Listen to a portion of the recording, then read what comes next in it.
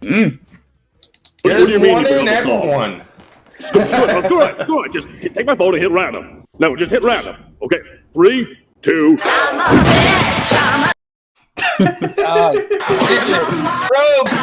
Or is that Sparky? Which one of you? Turn it off. It's not me. Don't look at me.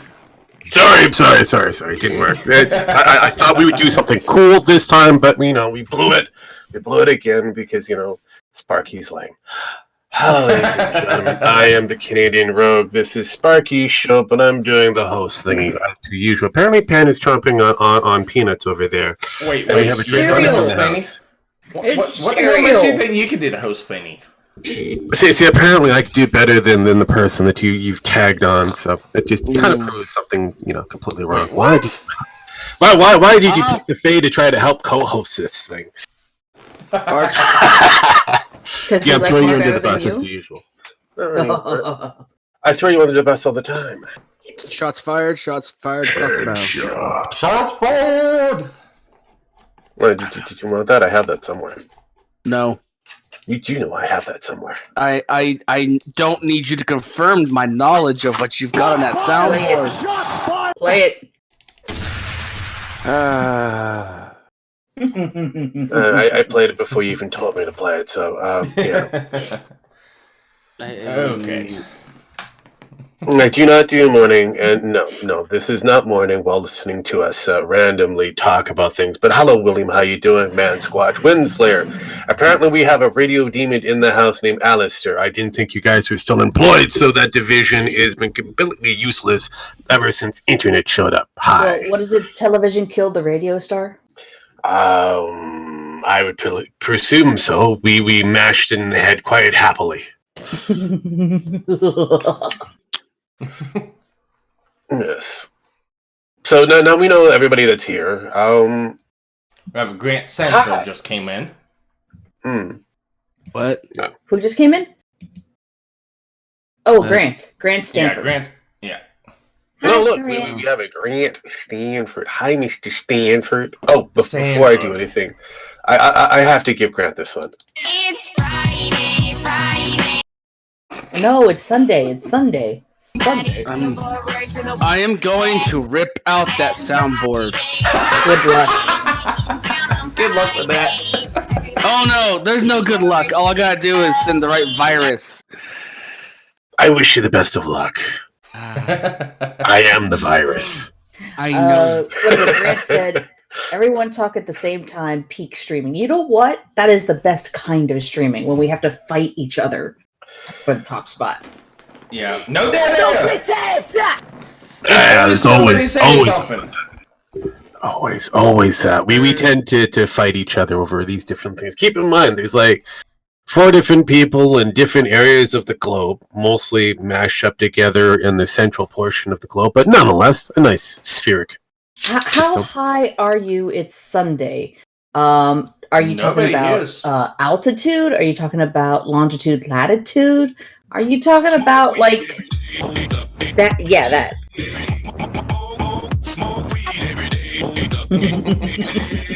Nobody here is high. Everyone is caffeinated though. So that's the purpose of the stream. There are Sparky is not talking for me. Yeah, I was going to say, there are certain portions of Canada where weed is legal. There are certain portions of the United States where some of us may or may not live, that weed is legal. All I can say is very simply put, I need about 350. Give me about 350 and then we will talk. And that's all you have to do. Talking about acid. Is anybody here on acid? Say what? Okay. I know, unless you want to count Monster as acid. Somebody's whistling. That must mean that they are. Mental image, smoke, weed, hickory, or mesquite? The answer is yes. Look, the only thing I can say is that you can't see dragons without acids, so, And some dragons can't even see what color they are, even on acid, so it's I will let you know I am a bright blue. Fine, man. You can be as bright blue as you want to be, even though I know for sure that's completely wrong. I thought you were orange. No, he sent me his color specs, and yeah, no, he's not a bright blue. He is not. He is absolutely not. I am blue. No, you are not. He is blue as those lovely roses. Man, Squatch, best stream ever. DBZA on soundboard. Yes, indeed. No. Oh no! Wait! I have something better. I got it. No, I got it. Hang on. Oh shit! Fuck. No, I was good. The number of that bitch. 18. But I wanted to give them this one. Okay, he's fine.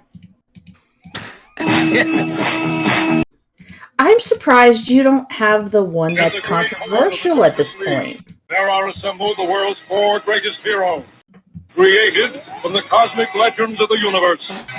Superman. Man, you really the sound pickup. You need to walk in the sound pickup. Discord and SoundPad fucking suck together. I know it's one of those weird things. I mean, it works well on the what do we call it? The Steam, the Steam video thing. It works beautiful there. It works there, but it worked on Hangouts, but it just does not work. It does not want to work here for whatever reason. I have adjusted this thing constantly, and shorter ones they're fine. Longer ones not so much. Have you noticed that? No, it has to do with the sound pickup on it. Once it gets down to below a certain decibel, it just doesn't pick up no more. Yeah, which is weird. I don't know why. I don't know why. Well, it's to do with Discord's fucking mic pickup, because they had it to where it'll cut out background noise, so that's what's affecting that. You have to actually have to enable it to where it picks your mic up all the time, but then it picks up all sorts of fucking background noises. Yeah, So you basically have to be in a soundproof room. Yeah. Yeah. I mean, like the room I am already. Oh, Grand, that's the wrong question to ask me. That's the wrong question to ask me. Yeah, apparently it's Sparky. He likes trains. So we should all run a train on Sparky. Oh, fuck.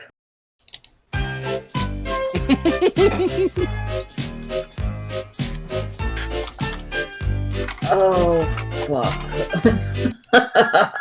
I was not ready for that. You never are there.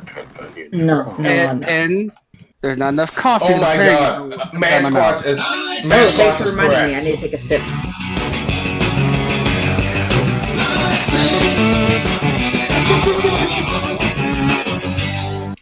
No? Man Squatch is correct. I don't know about him, but I do know for a fact it's Tyro.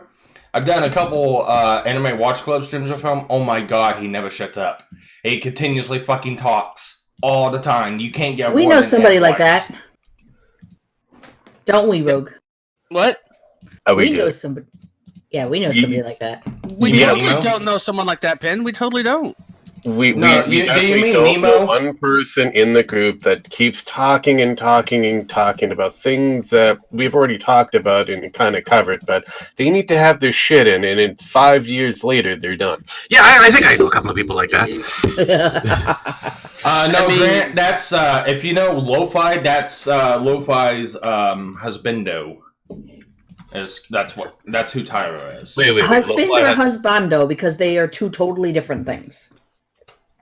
That's what they My say. brain. I'm just repeating what they say.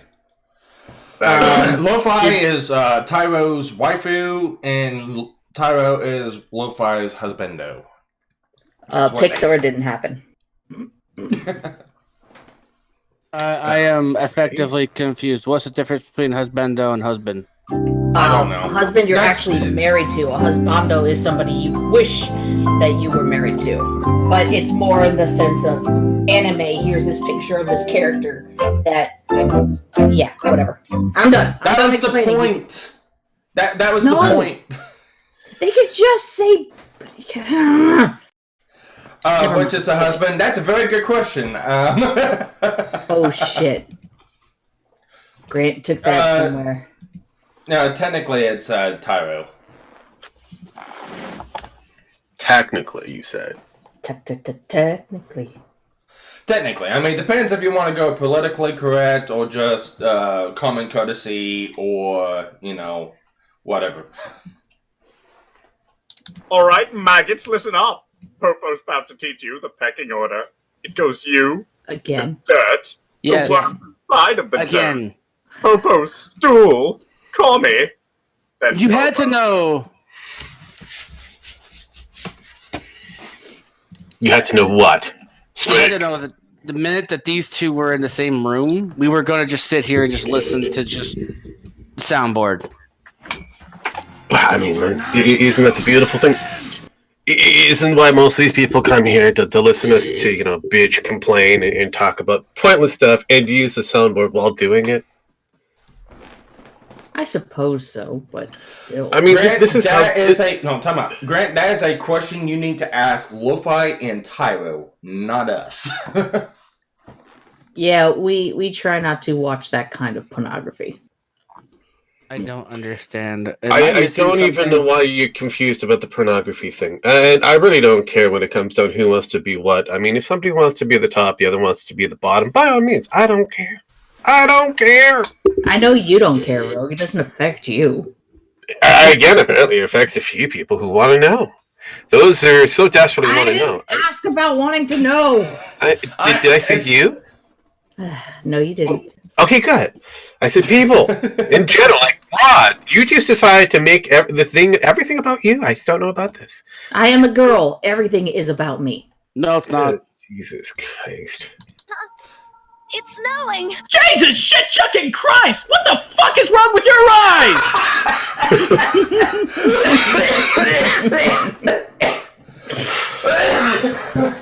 Oh God, Sparky's dying.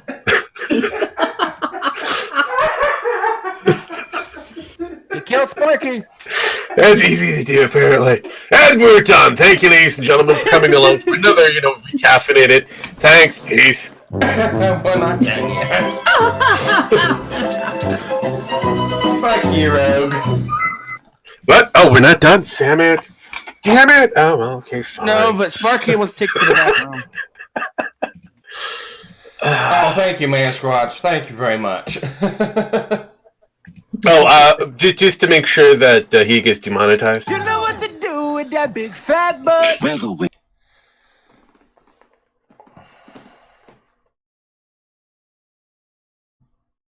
I had to make sure. So now you have to give Snoop Dogg your money. Nope.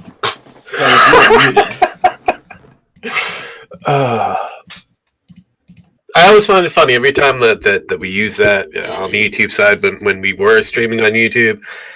We always have to give up our shekels to Snoop Dogg. You should sing. For a gag. Oh, what do I miss? Yeah, for the gags. Yeah. All for the gags. Well, for the gags, and it's like, no, we want money for Snoop Dogg. Doesn't he get it? No. Speaking of gags, you have to ask Antoine about gags. Speaking of which, I still need to finish talking to Antoine about a particular gag that we have in the works. Yeah, actually, Pin, I'll let you take that away if you want to explain that. You go for it. You got the floor. Oh, I didn't realize I had to re-explain it. This time. You might want to explain. We got people here. Channel. We explained it on the Twitch side. This is true. We have 10 people watching, so that's 10 more people on the gag. All I can say is simply this, Pen. Oh, shut up, you old hag. I'd still wreck you like Diana. Oh, fuck.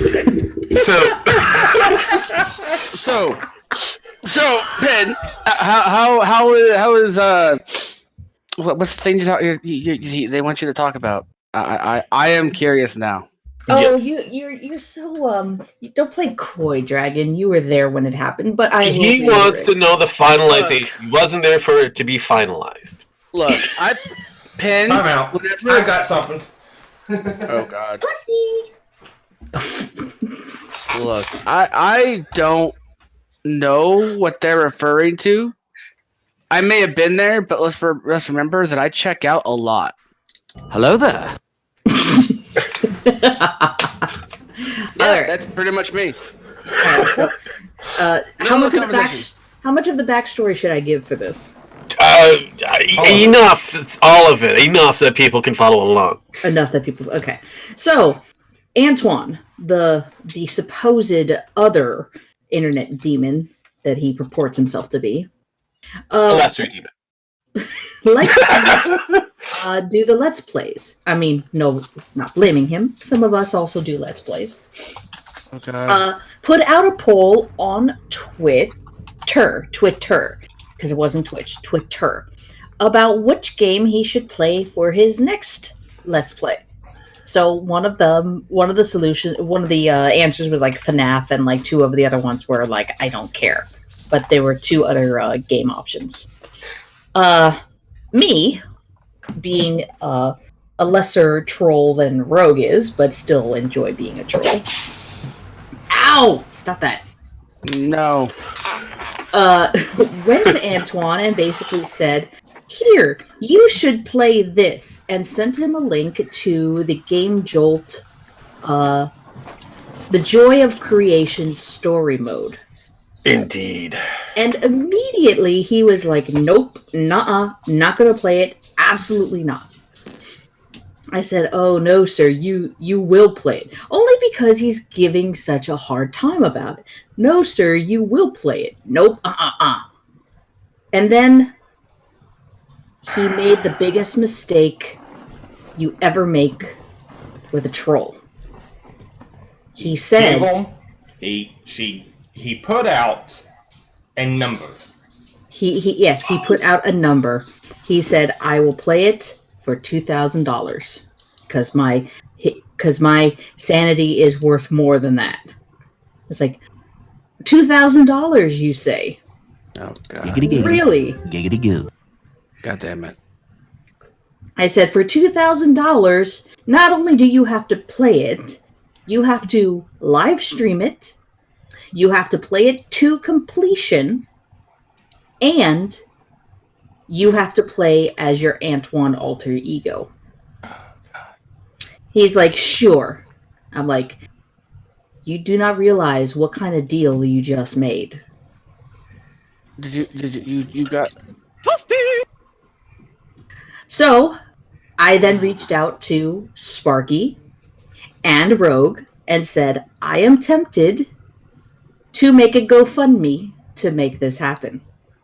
Yeah, but you forgot the other key part of that We're not done. Going in order, Rogue. Going in chronological order of these events. All right.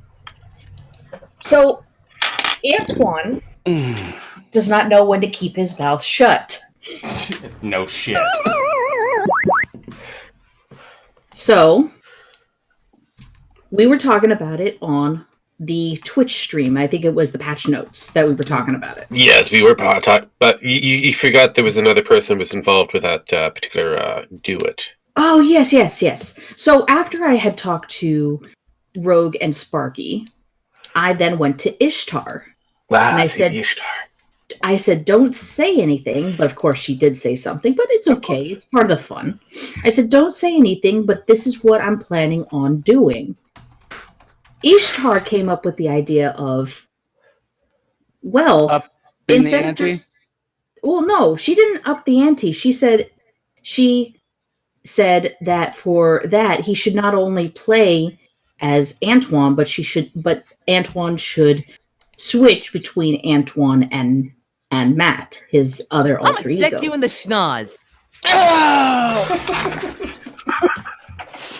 While playing this game.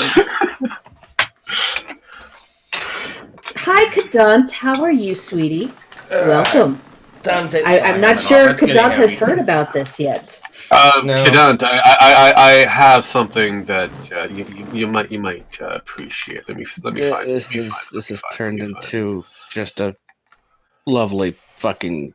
Well, of course. It usually turns out that way. It always denigrates. It's one of those things. So the entire time we're talking about it on patch notes, Antoine pops into the chat, and he's like, "Nope, I'm not going to do this. Nope, I'm not going to do this." It's like that's 2 times you said his name. Antoine.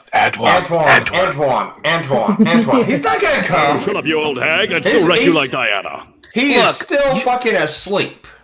Of course he is. Look, you guys said that last time that he wouldn't show up. No, he didn't show up this time. Actually, we were betting that he would show up because number one, I had been talking to Ishtar. Number 2, I knew Ishtar was already telling him what I told her. Number 3, we were egging him on so we knew he was watching because I told Ishtar we're talking about this right now on patch notes. It was only a matter of time that he would. It was never a matter of time. It was a matter of when. That's literally the same thing, Rogue. No, it's not.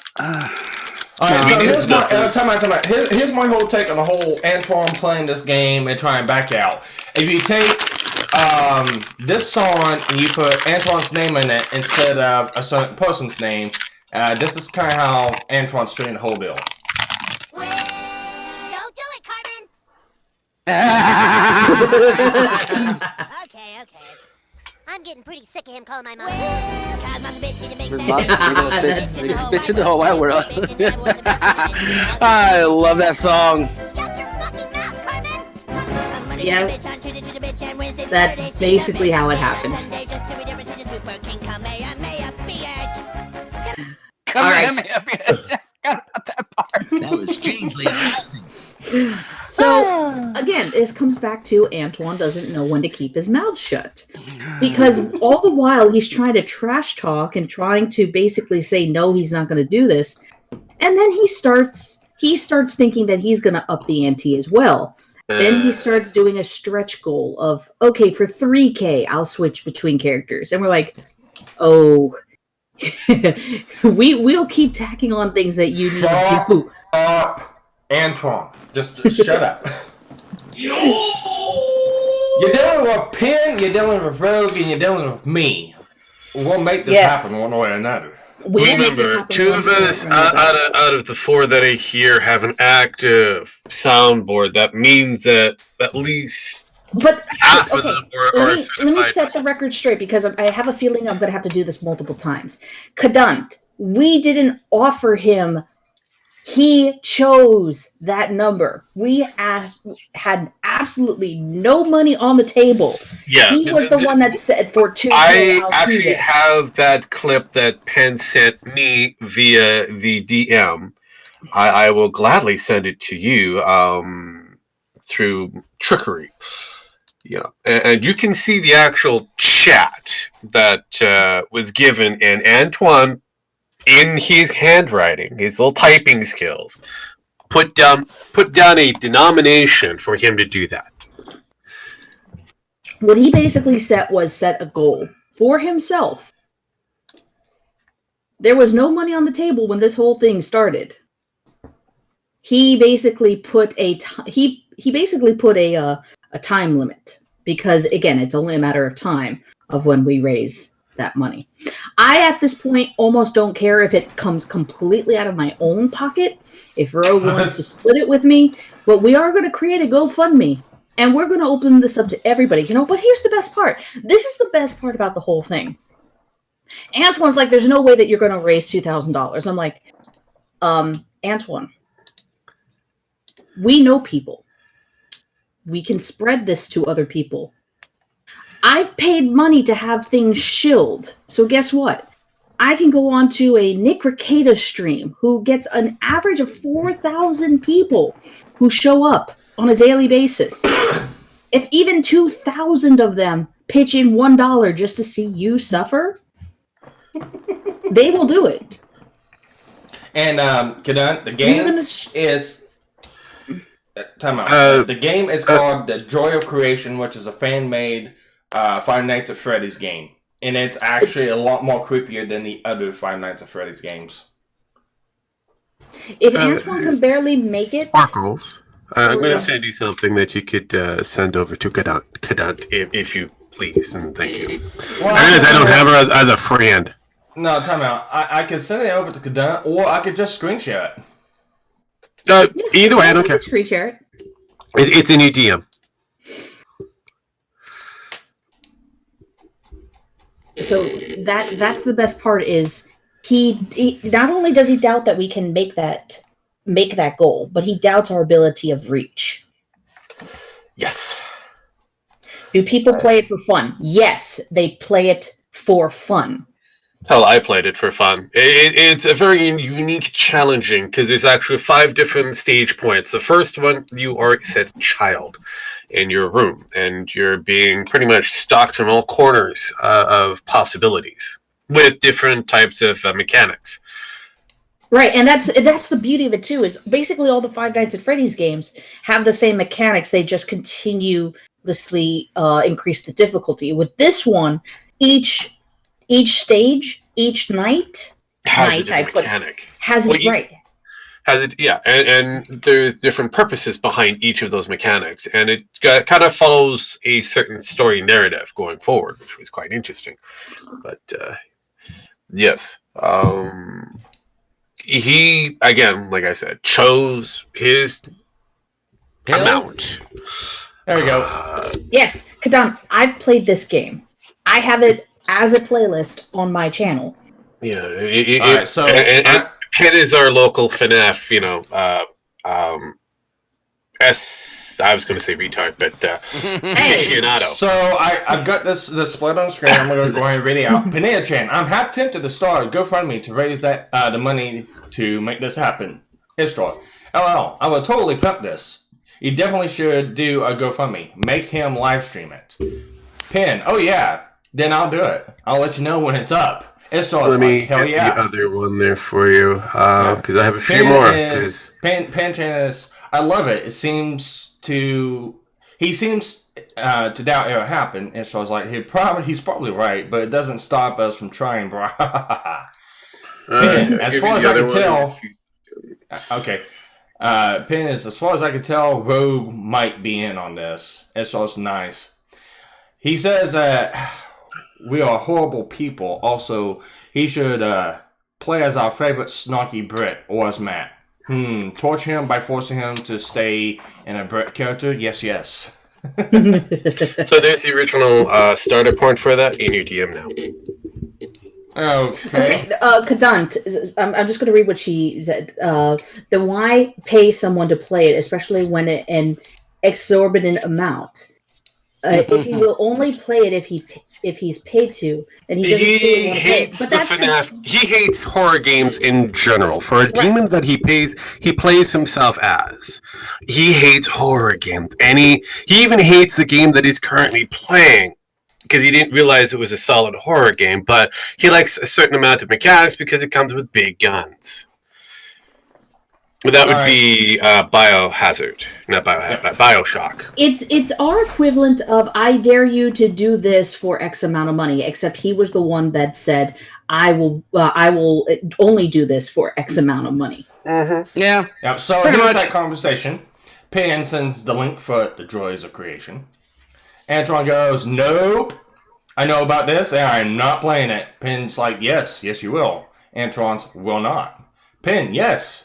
You will." Antoine's, "Nope." Pinea-chan with a evil smiley face, "One way or another." Antoine's, yes, unless one you're way dropping or another. Yeah. Antoine's like, "Unless you're dropping a couple grand on me, my sanity and ability to sleep is more important." Pinea-chan says, "A couple grand, you say?" And here we are. Why do you do this to you, Antoine? And here we are. He's done it before with his reads. How much will somebody, pay him in order for him to read a book? For example, the Tales of Two City. $1,000. Or no, 500. Or again.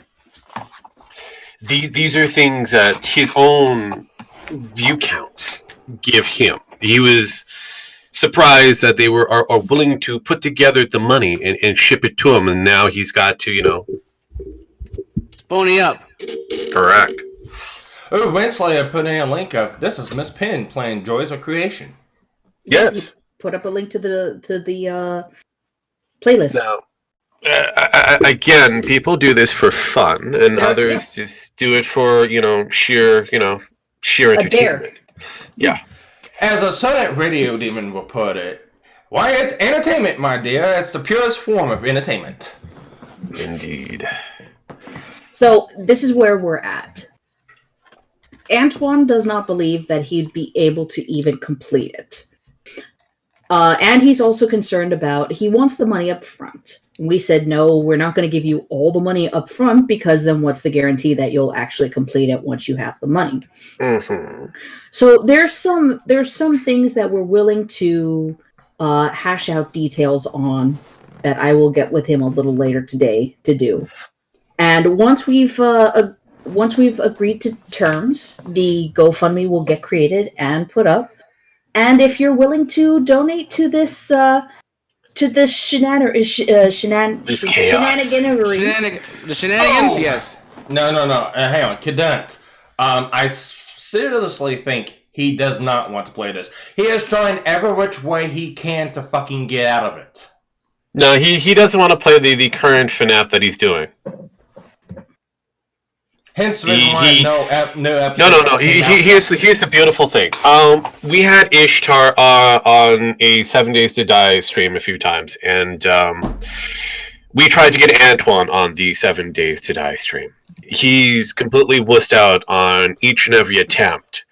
So that just kind of shows you right there that he's not really into horror games. From his Antoine Let's Plays for his FNAF, he goes through it very quickly, to the point where he just doesn't like it. Yeah, it's entertaining to listen to his quote-unquote character spurg out, but realistically, he's not being a character. He's being the voice of Antoine, being him, freaking out the factor that he hates these games. That's the reason why we're told doing us. He's told me specifically that he hates these games. So this is where the fun comes in. This is where we're being devious, and we just want to watch him suffer. Yes. The checkpoints, I believe, in that game is each room. So you have to complete a room to complete a checkpoint. And yeah. Yes. Otherwise, if you don't clear the room, you have to start over again. There is the bedroom, the office. No, the bedroom, the living room, the office, the basement, basement, and then the attic. Oh, I won't play horror games either, you say, Windslayer. Don't tempt Pen. She will make these things happen. Do not say that. I don't want to play Alien Isolation because I don't like jump scare games, but I just might do it because I don't like jump scare games. It'd be a funny fucking ass reaction for me. Kadan, that was one of the things that we were trying to see as a negotiation point. We even said half up front to start, half upon completion. So there's room. But I do like her logic there. Get him on each checkpoint. Each checkpoint he completes, he gets a certain amount. We didn't discuss that one. I thought we did. No, we didn't. We didn't. We had it to completions. I don't remember us talking about the checkpoints. We mentioned the checkpoints, but we never added denominations to each checkpoint. All right. Then I must have been thinking about it, but never voiced it because there was other things going on. It's fine.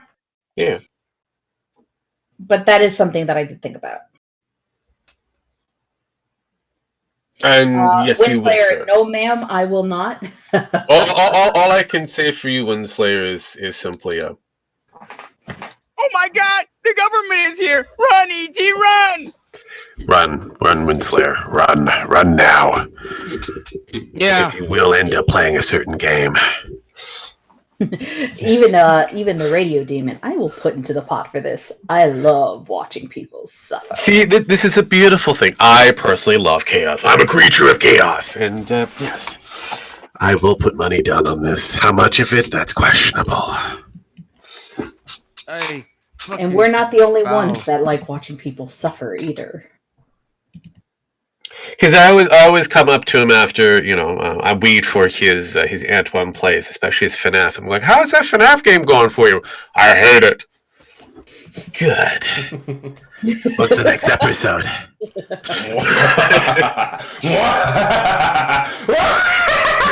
was strangely arousing.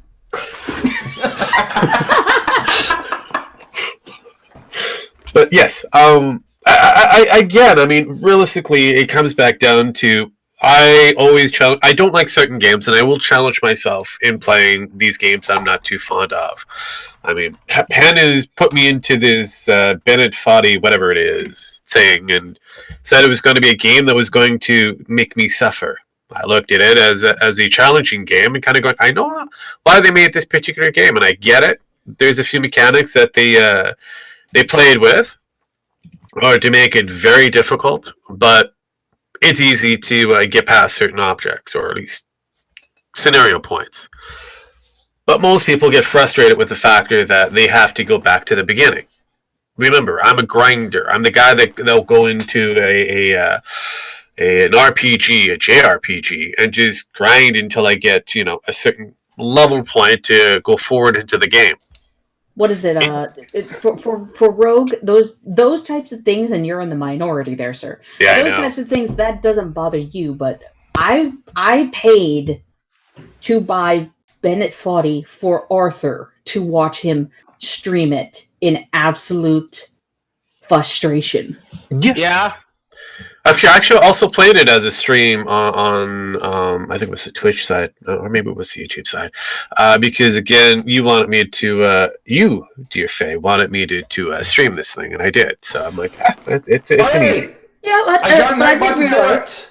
Finally, I did realize. I have to find different kinds of games to frustrate you, because that apparently won't do it. No, you're gonna have to work very, very hard, Faye. Oh, I accept this challenge. Please do. Alright, can one of you guys save that Discord link that Nightbot put down on walk? I'm already in your chat, sir. So it will say, do you want to join the Discord? If you want to continue. All it did was take me to your alright, that's all I wanted to know. Yep. Finally, it took me a long time again. Fucking do that, stupid bot.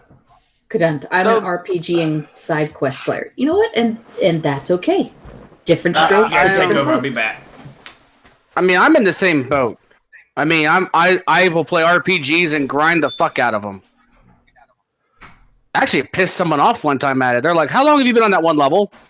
I think 6 hours. Why? They're like, "When are you progressing?" Oh. When the boss says, I am the bitch. Please come at me. Yeah. I mean, it's ultimately everybody has their vice, and unfortunately, in order for you to get past that, you have to attempt it. Yeah. Like it or not, just play the damn game. Not everybody. Look, I don't like all narrative-based games, but I still play them.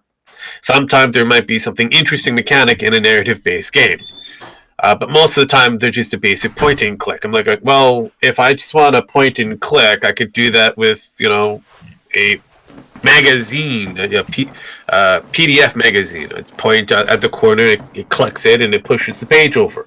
Great, but I mean, narratives are nice. Yeah. But sometimes the narratives can be very interesting. Other times it can be boring as fuck. I don't like first-person shooters, but I play them.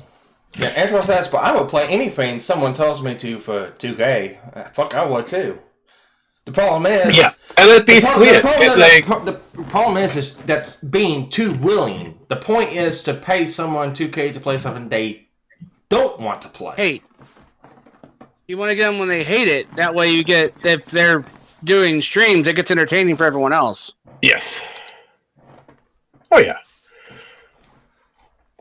And the one beautiful thing is that he really doesn't want to. He's been trying to find a way to back out of it by even admitting that, no one will ever pay money to watch me play this game. No one will ever. I'm not that popular enough.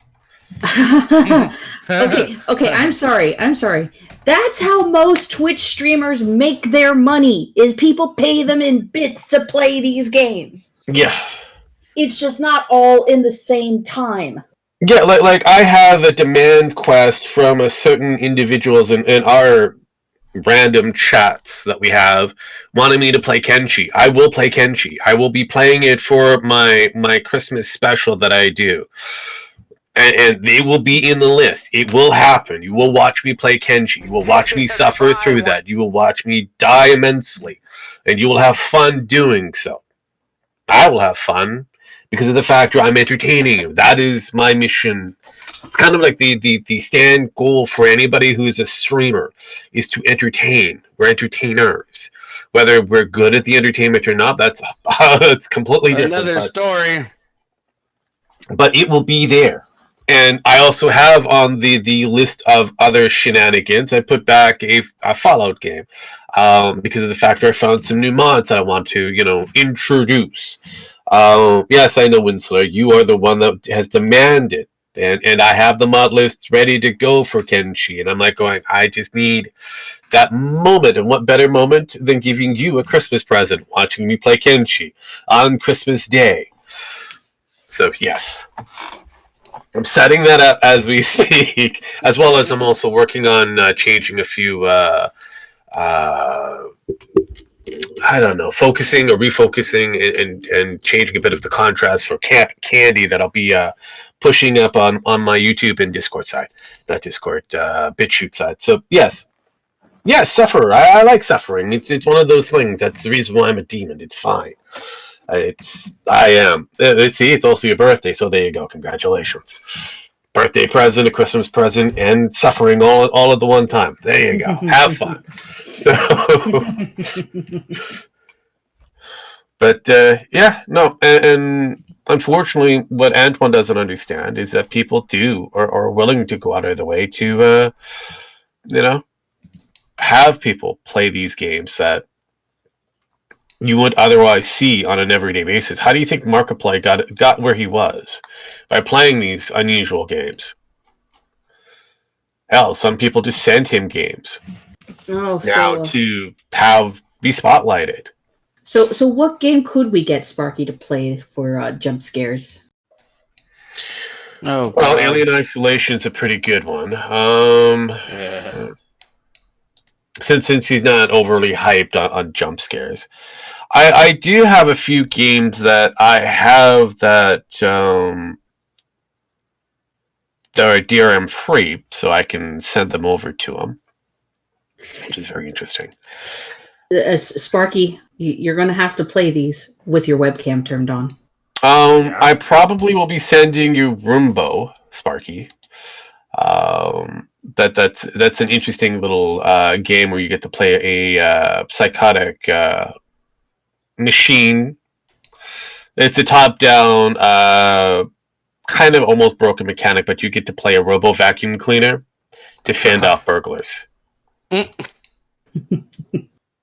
See, Kadant, you get it, but your target is Sparky, while our target is Antoine.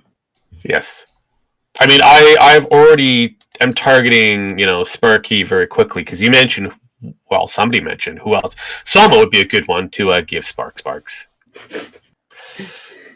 I love Sparky's deadpan reaction. I know it's late, but he's just like, I'm hearing this, and oh shit, what have I gotten myself into? Yes. I believe opening thy mouth is the appropriate term. Oh, Amnesia is a good one too to hand over. Sparkles. I'll give him Amnesia and Amnesia 2. Again, DRM free, so these you don't have to worry about anything. These are your games to keep. Do you like those techno games? Because I've got Frozen Cortex, which is a good one too.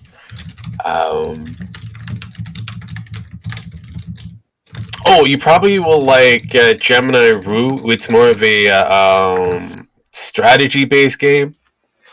When do you get the chance?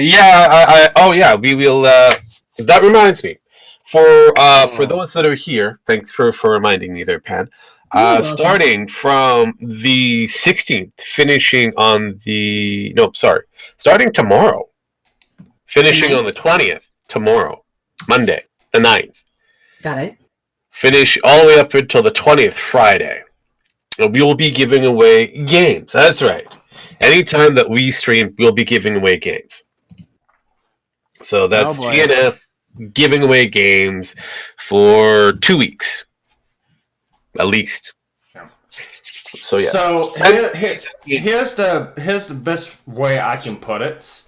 Why I want to watch Antoine play those games. Let's see.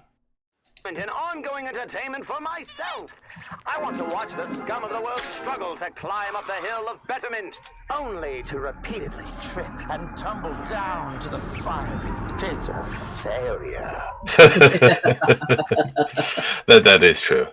But yes, that's basically the whole thing. We're crazy individuals. We love what we do, and we like to entertain. And I'm surprised you don't have the access to the list there, Pen. I originally had the access when we had it up on the Google Drive, but it's still there.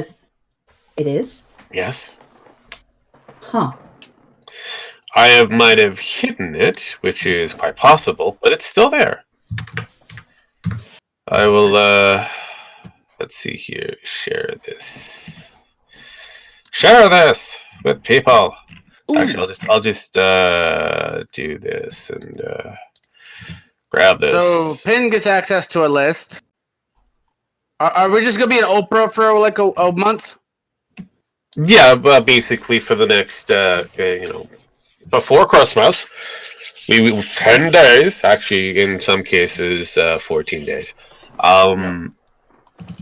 Here's actually, the thing, I got it, Rogue. I see it. I got it. The only reason why I hit the list was because of the fact a certain individual was copying a lot of games off the list.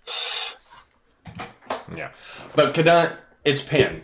This was Pin's idea. She wants to see this, and if she's willing to throw down the gauntlet to get the money, then more power to her. I know this much. She'll probably be more successful in getting $2,000 than a certain individual was to get $3,000 to go, quote unquote, fight someone. Let's put it this way: a certain rogue was able to help out another individual who lives within his province reach, who was slightly homeless and got some extra shekels and job opportunity. So I think the rogue knows what he's supposed to do. Well, all he has to do is reach out to certain individuals, and the money comes flying. Otherwise, and I do know this much: the hunicast, the people who made Hazbin Hotel, you donate to them. They will do sound clips for you. They will record something for you, or they will show something for you. And I know this much: they get up to about 10 to 15 to 20,000 people per stream watching them every Thursday. Yep. So there you go. There's another audience aside And I'll do one better. I will donate to have them show us with Alastor in his voice. See, that's the one thing. We have connections with some larger streamers than ourselves, and connection to people with money. I think this is what Antoine forgot: is he put a number on it, and he forgot that we have connections. We are autistic as fuck. Yes. Well, some of us are. I will gladly say I completely am, because I love chaos. So, yes, Rogue is very interested in this particular thing, and because Christmas is coming around the corner and he's done all of his Christmas shopping, he's got some money to burn and to spend. So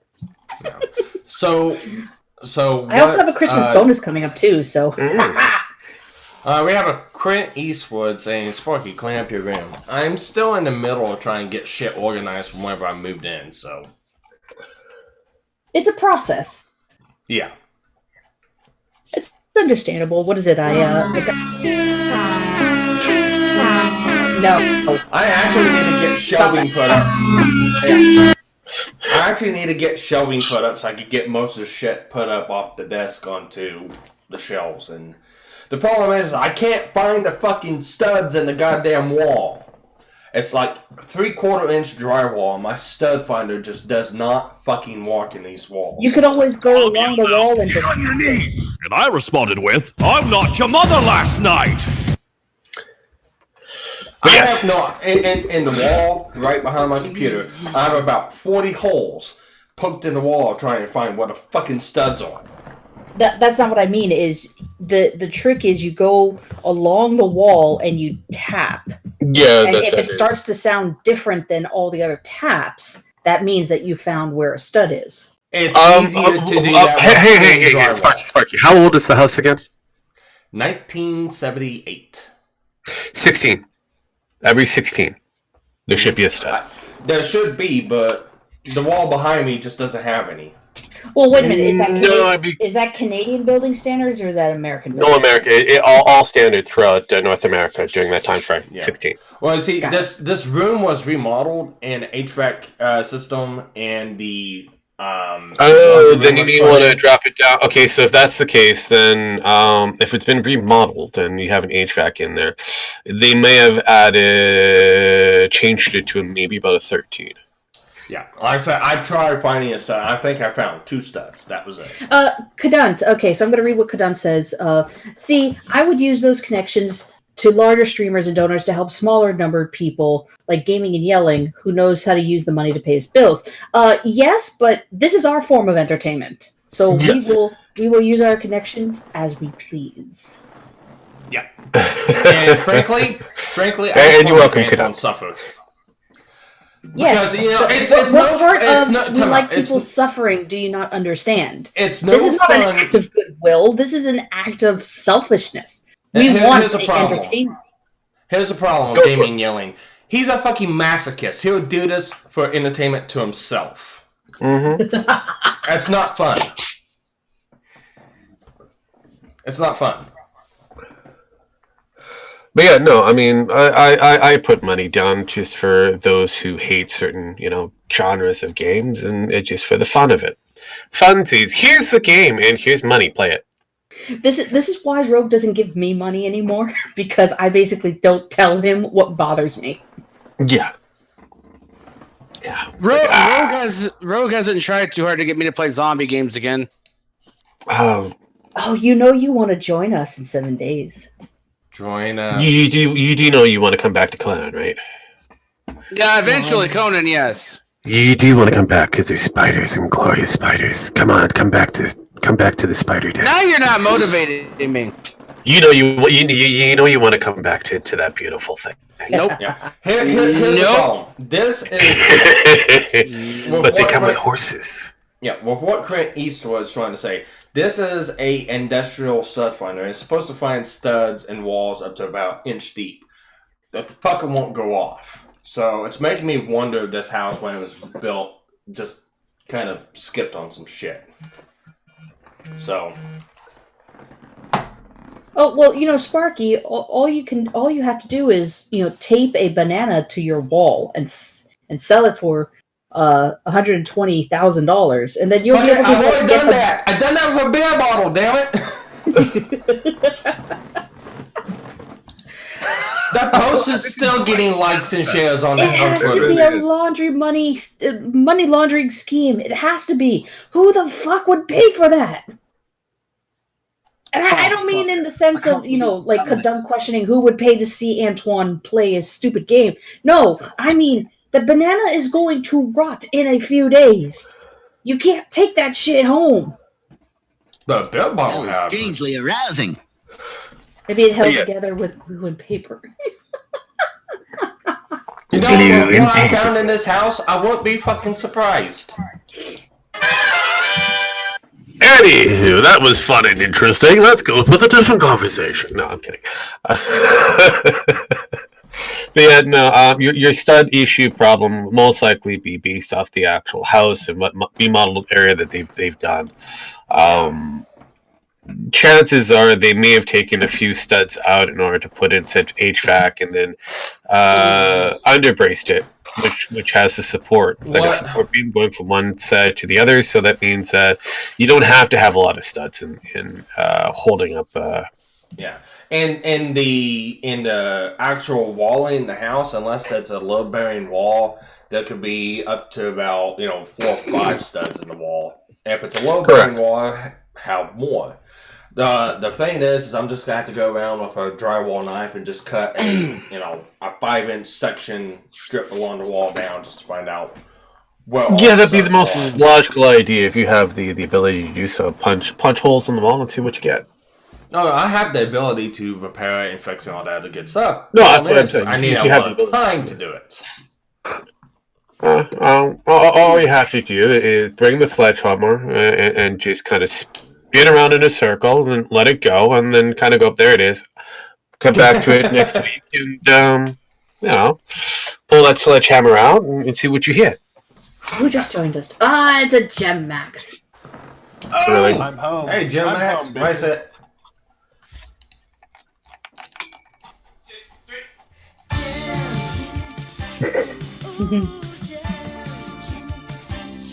You do know that you're cutting it, right? I might be cutting out to you guys, but I'm not cutting on the stream. That's what I am.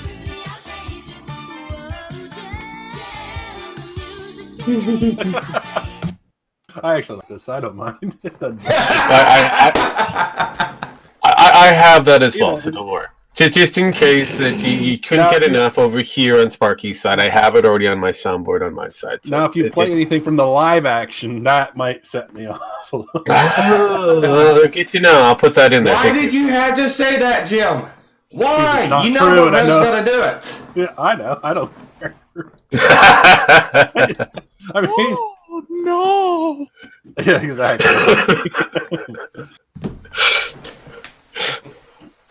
But yes, hello, Jim. How you doing?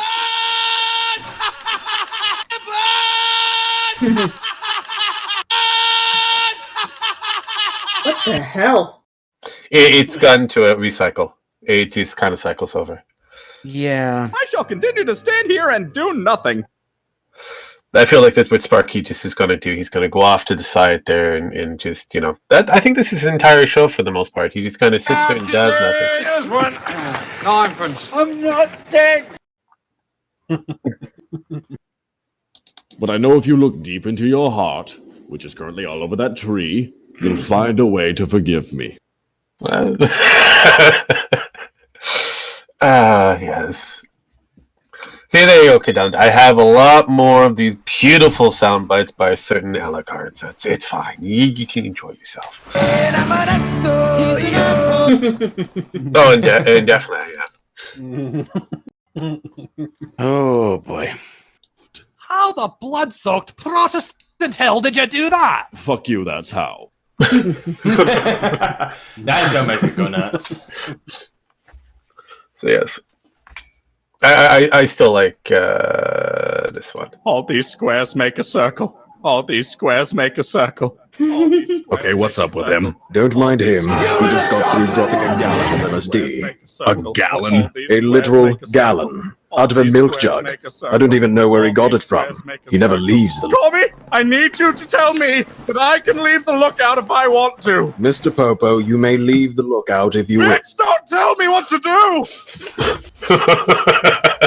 It'll get you drunk. Yes. Oh, boy. Yeah. See, you love me. I can feel it through the soundboard. All it is it's what it is. You have a desire. I give people that pleasure. Yes, yes, indeed. All the moistness in the pants. I mean that's basically what it is. It's for me. It's trying to find a way to haggle out the deal, and if I can find a way to do so, then by all means I will do it. That's what demons do. And then if Chairman Z doesn't like this either, then I go fuck him too. He keeps kicking me in the dick. Why? Why does he keep kicking me in the dick? Because you're a dick. Actually, no. I do like it later on. The brave. There's one bit that I think it was supposed to be the cybernetic version of Frieza, and it mutates or at least morphs into like 1,000 of them. No, that's not Frieza. That's Cooler. Okay, cool. Thank you. And half of them kept kicking him in the dick. So it's like, yes, I can't believe it's what Goku and Vegeta run up in the layer, and Goku's like, I can't believe each and every one of them kicked you in the dick, and he's just sitting there going. Oh no! You see, my favorite part of the abridged was when Goku got hit in the dick so hard, and you see Goten vanish from the future, fade away from existence. What was I doing there again? Goten. What was I doing? It's acquired. Actually, I like the one where was it Vegeta's in his giant monkey form, and he's grabbing Goku and he's squeezing him, trying to crush his bones, and he makes this squeaky noise. Oh god! Every time they squish one of them, all you hear is squeaky. Yes. And then it's like, did you just squeak? One of my favorite ones is when they send Vegeta's getting ready to throw his ultimate Gallic gun, and Goku's like, "Oh boy!" and goes to do his Kamehameha, and Senda just in the locked is like, "KO can no times no 10 no."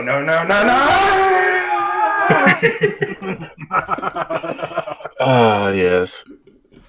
I watched their Christmas Abridged version of it, Dragon Ball Z Christmas Abridged, where they're supposed to go up against Santa Claus. That's a good one. I like 2.5. Vegeta, no, Vegeta, yes. I'd say I like 2.5 Saiyans. That was a good one. That is a pretty good one. I mean, I also like their Final Fantasy one that they have. Oh yeah, that one was actually pretty good. Have you guys been watching them lately? Yes, I have. Oh, they're almost getting close to the end. Yeah. Right now, I think the last one I saw, they got Cloud back onto the roster. He's no longer insane.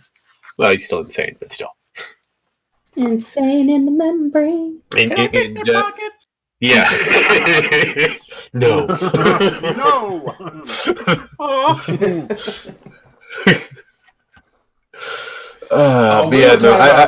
We were talking about something earlier before the show, and we were all going to talk about it, but I can't remember what it was for the life of me. I'd see here. Was it anything about bitches love cannons? No.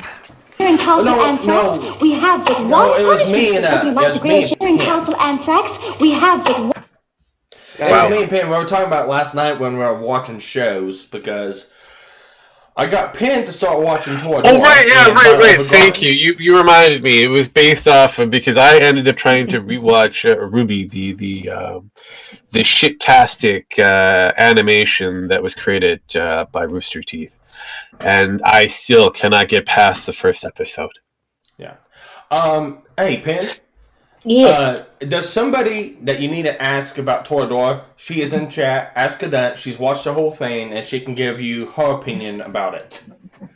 But I know whenever we were watching it, the entire first episode, Pam was just going, "That bitch! She's a bitch!" Yeah, yep. I heard that. I tried to watch with you guys, I couldn't get it to work, though. Well, she was a bitch. I don't care how she toned down towards the end of the episode. She's still. Oh no, she's still. She didn't. She doesn't tone down. She'll get ramped up more as the show progresses, but it's like one of those mixes. She, like I said, she is a true Tsundere character. Tiger is. Well, oh god. See. So Sparky and I watched the first 2 episodes of Toradora, on the condition that when we were done, he watches the first 2 episodes of Beastar. Oh, Sparky, you poor bastard. It was fine until the end of the second episode. It's like, nope, I'm done. No more. Exactly. I'm not doing this. Fuck this. I'm out. And I told Sparky, that's probably the worst that it's gonna get. And he's like, nope, I'm out. Fuck it. Nope, I'm out. Oh, Sparky, you have to pay me a couple grand to continue watching that show. Nah, that one is not so torturous. That is not worth it. I will have to save this. Toradora, not my cup of tea. I don't understand the entire rom-coms. Well, you're more of a Parasite Maxim, aren't you? Yeah, I like that one. It's a pretty good one. Yeah. Yeah. Okay. But So we also I started... know the type of ones that you're not so much the comedy the rom-coms. Yeah. I've tried the rom-coms. There's certain ones I kind of say nope to, this being one of them, and others I'm going, it's not that bad. Yeah. Rogue is more of a yaoi type person, so. Oh God. Okay. But anywho. Suck.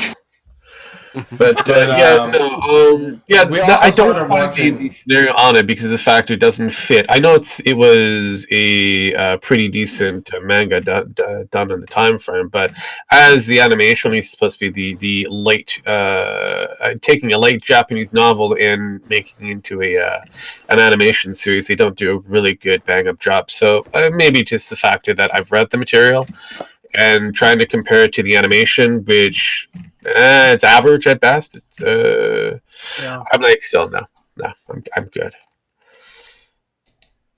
I'm still trying to figure out how animation has gone down so much. Because of the factor that they're trying to Americanize for you fucktards. I don't know why. They should just simply stop it. Yeah, they really. It gets worse because of Crunchyroll and people within the Crunchyroll field trying to market their American version of anime. I kind of go, yeah, no, I'm not interested in this. I tried Ruby. Ruby sucks ass. The storytelling is very derivative and very easy to figure out. The very social justice takes on it and different aspects because you can see that they're forcing ideas that all women are great, all men are stupid or questionable in general. They don't come out and actually pound you in the head with it like they do in Star Wars, but they do it. And then you have the other portion of it. The animation style is bullshit. Well, it was originally animated by Monty. Still, the link to that show is in the chat. It's called Beast Balls. So yeah, I looked at it, kind of going. The Rooster Teeth version of it is like, yeah, no, not a thing, not going to happen. Now I gotta look at this thing that Penn sent me because she's sending me things. But what's this? But we also interesting. But we also did watch the first episode to Violet Evergarden, and what was your take on that one? More drama, more action drama than anything. I'd probably have to watch another episode or two to maybe get into it. It didn't really grab me. You'll have to wait a couple episodes in. Violet Evergarden is definitely one of those shows that you'll have to have a fucking tissue box to watch. It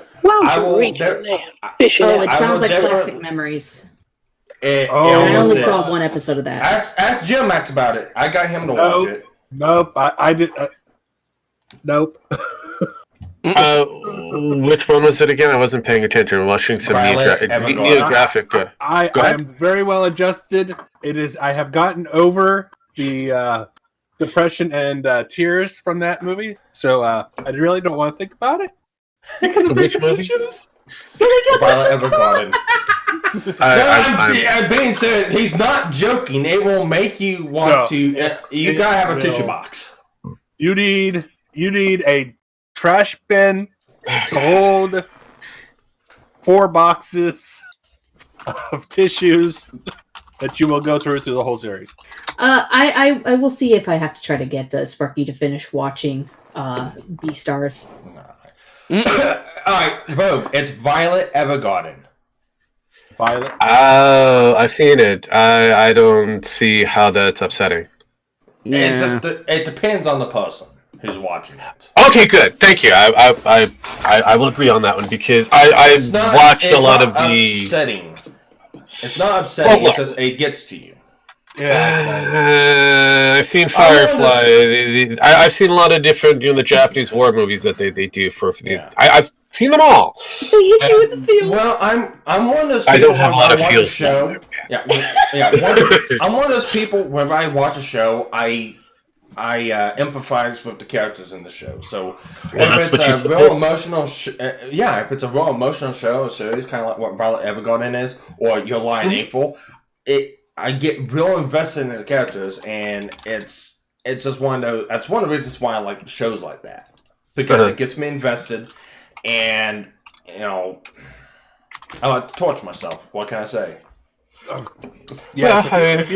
If you feel like you need to feel emotion again, binge watch the whole series, and you will. I will give you something for you there, Sparkles. Tokyo Magnitude 8.0. Oh, yeah, definitely watch that one if you are interested in watching tragedy-based films. I give you some feels. Go for it. Or how about Blood Sea? That's a good one. That came out in 11. There are certain moments within that one that. Cadet wants to know how much would it take to get you all to watch it, which I think she's talking about Beastars.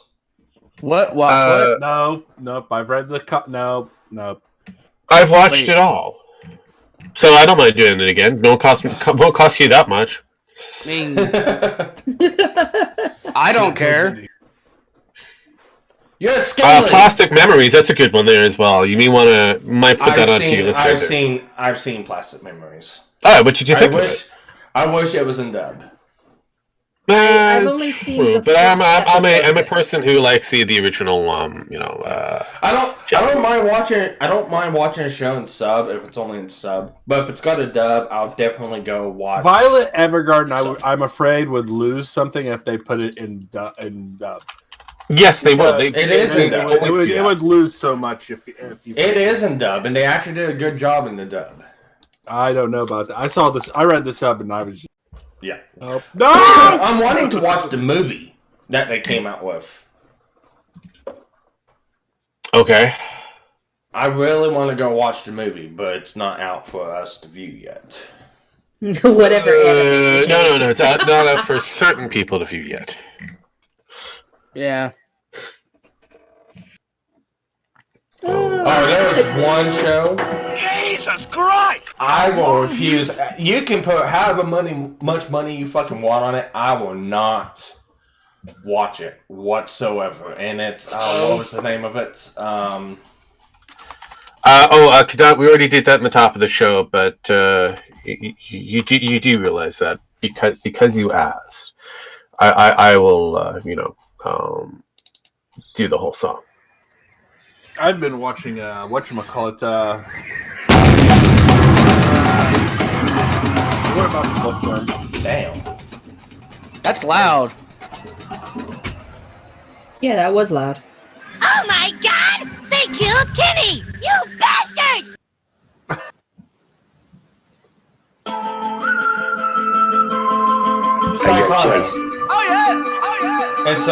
It's called Psychotic. And it's a stupid fucking show. I got one question.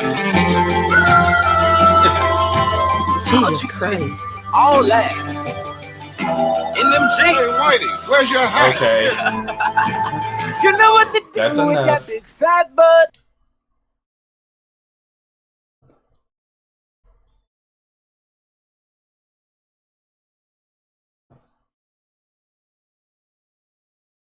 What he doesn't realize is But there you go. If you want anything longer than that, you're going to have to put some money down.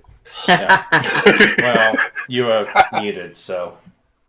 Oh, god damn it, Sparky. You gotta take the fun out of it. What the Yes, fuck is I wrong do. with you? He did! Beautiful. Beautiful.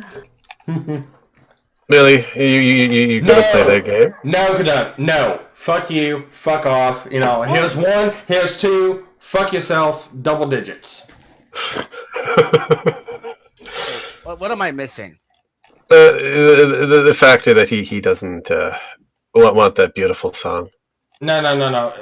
Kadun's right. It's like, I don't care how much money anyone gives me, she will never watch Boku no Pico. And yeah, nope. Fuck that. See, that's how you do it. You don't put a number on it.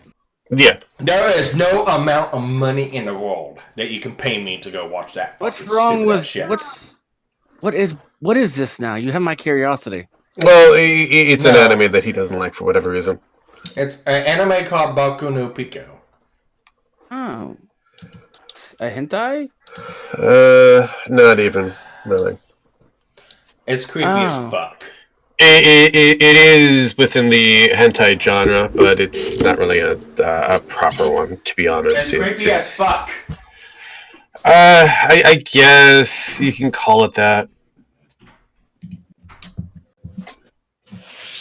You may want to look that up there on your own there. But okay, I see, and oh shit. Yeah, it comes back down to the basic market that they have. I found its Wikipedia page, so good. I read, and I'm good. You read and you're good? I mean, seriously. Yeah. I don't know. Are you sure that you read carefully? I did, and that's a level of just that's just no. That is basically what Japan has for the most part. For some reason, I'm not surprised. Well, I mean, they do have young men who become whores who also have girlfriends, so it's fine. I mean, that's their tradition over there. So. Oh, hey, Big Bird. That's actually something you could probably put in your quote unquote nuke folder, Draco. Nuke folder, but yeah. Oh, she wants to. You want me to add? No. There are things that go in the nuke folder, and we're not putting that. No, I said that's something you possibly could. I'm not saying do it. That's up to your own fucking discretion. Oh no. That's something that gets the folder nuked. Yeah, that nukes the nuke folder. Yes. It doesn't really affect that folder that you are trying to nuke. It just adds to more of the cringeness. That's all it does. All it is. It's a story of a younger with a more mature. That's it. I mean, they're both within consenting age in Japan.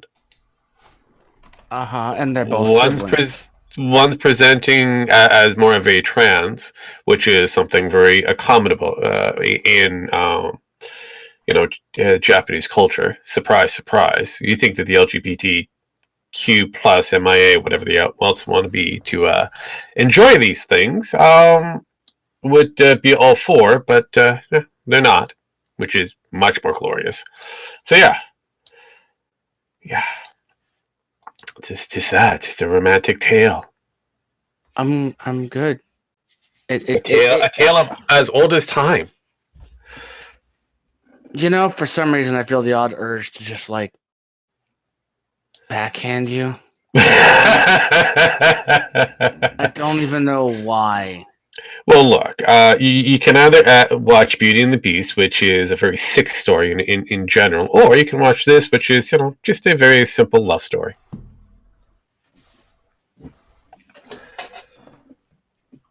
You choose. I think Alastor has the right take on it. It's like, I know, but in hell, I would rather flip with Angel than watch that. Again, this is the reason why you're considered a lesser demon, because of the factor that demons in general would not care. So this is just basic human nature in a different culture altogether, and for us to understand it a bit better, you might want to watch this. I'm not saying go watch it. Hey everybody, we're all gonna get laid.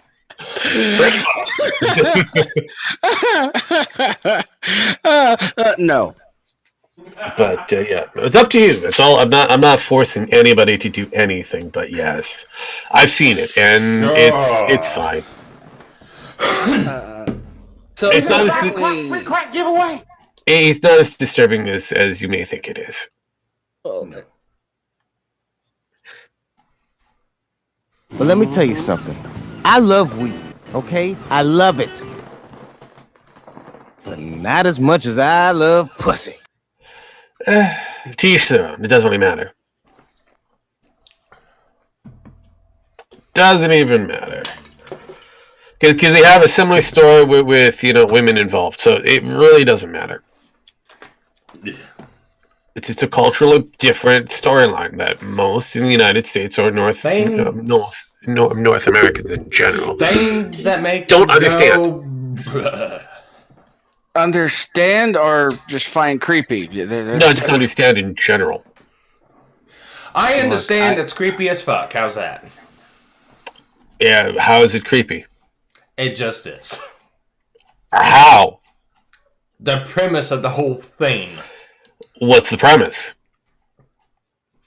You got... are we still talking about, like, Baku no Pico? Yes, we are. What's the premise? Okay. So the premise is you got young adolescent boys dressing as... cross-dressing, doing inappropriate activities. No. And in Japan, they are young adolescent boys that cross-dress doing inappropriate things. That's Japan. exists. This is America. Japan, America. No. Japan, And America. this is why I said that's a cultural acceptable thing there. You, as a North American, or those who within the Western world, do not see that the same way. So now you're taking your cultural values and trying to apply it onto theirs, which is why East and West will never meet. I just find it creepy. Anyone else want I don't whatever. I understand that you find it creepy. That's why I had to. That's why I had the question. Oh, I got more tobacco for my pipe. Yay! So that's the reason why I asked the question. Oh, I feel like I should be smoking my ass off right now. I think I might join you. Oh no! I'm not sharing my pipe with anybody. Fuck you. He found a new pipe, and now he's gonna smoke it. My fiance did introduce me to a new show that's on Cartoon Network. It's not really new, but Villainous. Yeah, no, that is true. That is true, kiddo. I mean, we have priests from the Western side that fondle up, young children quite happily and have relationships with them.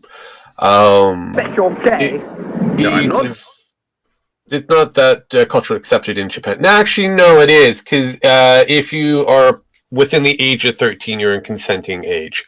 So, certain regions, yes. And within actual areas of Tokyo, there are red light districts that actually accept that. Henceforth, while you have young men going into the horror business and having the relationships with businessmen who could be up into their 70s, making money while still having girlfriends. So this is a thing that exists. It's not a expressive thing, but it does exist. Hey, everybody! We're all gonna get laid! I mean, these are the same people that have festivals for penis, so... I'm just gonna... Can we change topic? Just remember, penis on a stick, and everybody's sucking on one. Else. Please. Let's just talk about something else. What is it? I need to go pooping. So have you seen the current outrage on Twitter? Regarding Gab? Yeah. I don't care.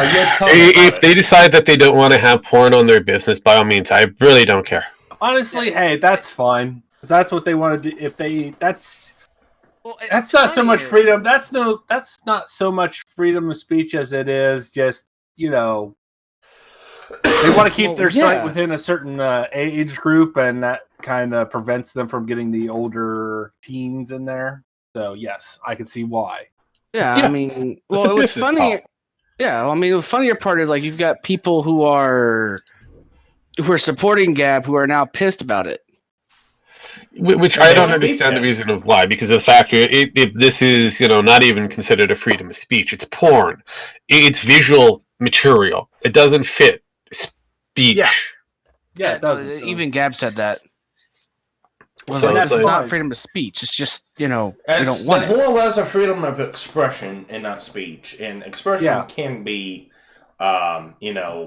censored. Speech is different. Yeah. And even though if it was speech, it's still a private platform. Correct. I mean, look, if you want porn, there's Twitter and Instagram. No, there's Pornhub. Pornhub exists for a reason. I mean, it exists for a You lot got of Xvideo, reasons. you got RedTube, you got Pornhub, you got plenty of other fucking sites to go to. Do they really need porn on a Twitter-based platform? And really, the only people who uses those are like cam models that just try to get more people going on to watch them to get more money from them. Well, look, they already have Instagram. They already put themselves on just about every social media that deals with pictures / written words. So, do they need more to view themselves? Hell, they're over on the Twitch side. Hell, you can see them on YouTube, even though YouTube has tried their damnedest to remove them. Oh, they've tried. They've tried hard. So, realistically, how much more space do we give these people? There you go. Yeah. You got Twitch. How many more spaces do these people need? They've got the entire global internet. So I'm good. If a business wants to shut down on certain things, hey, that's the business's choice. Your choice as a consumer is to continue to practice with them or not. You spend with your money. You vote with your money. You vocalize with your money. That's it. You show up if you like what they're doing, or you go away because you don't like what they're doing and go someplace else and support that. Don't bitch about something that you won't really change too much, or better yet, try to make some stupid petition thing, an online petition that normally doesn't work. You gotta think of it like this too. On their side, they're already getting fire and flack because they've allowed to keep Milo on there. They've allowed to keep InfoWars on there. They've allowed to keep people that the political left do not like, and they've tried shutting them down on more than one occasion. Yes. If you and having porn on their thing pretty much leaves them with a wide fucking door of, hi, we're gonna get you for this porn over here because that's not okay. Yeah. So I need to know what kind of hill these people are willing to die on. If porn is the hill that they're willing to die on, jeez. We're go now. Pretty much. All right, so I seen Will post something, and I just gotta do this. Sir, I know this may finish me as an acting ensign, but shut up, Wesley. Nah. Have you ever seen the Shut Up Wesley rap? Yes, I have. Yes, I heard it. But no, did Penn go away? Yeah, she's gone for a bit. She'll be back. Yeah, I can see. Will Williams says Gab upset when they called for banning porn completely and retweeted calls to jail porn stars. I will admit that's a bit overstepping the boundaries, but then again, I mean, look, from a business perspective, I have to look at it that way. It's their call. Whether you agree with them or not, that's your call. The same thing we had a previous discussion about a certain animation or a certain cultural, ideals. That's their call. You don't have to agree to it. You don't have to like it. You don't have to accept it. You just have to acknowledge that it exists and it's not for you. That's it.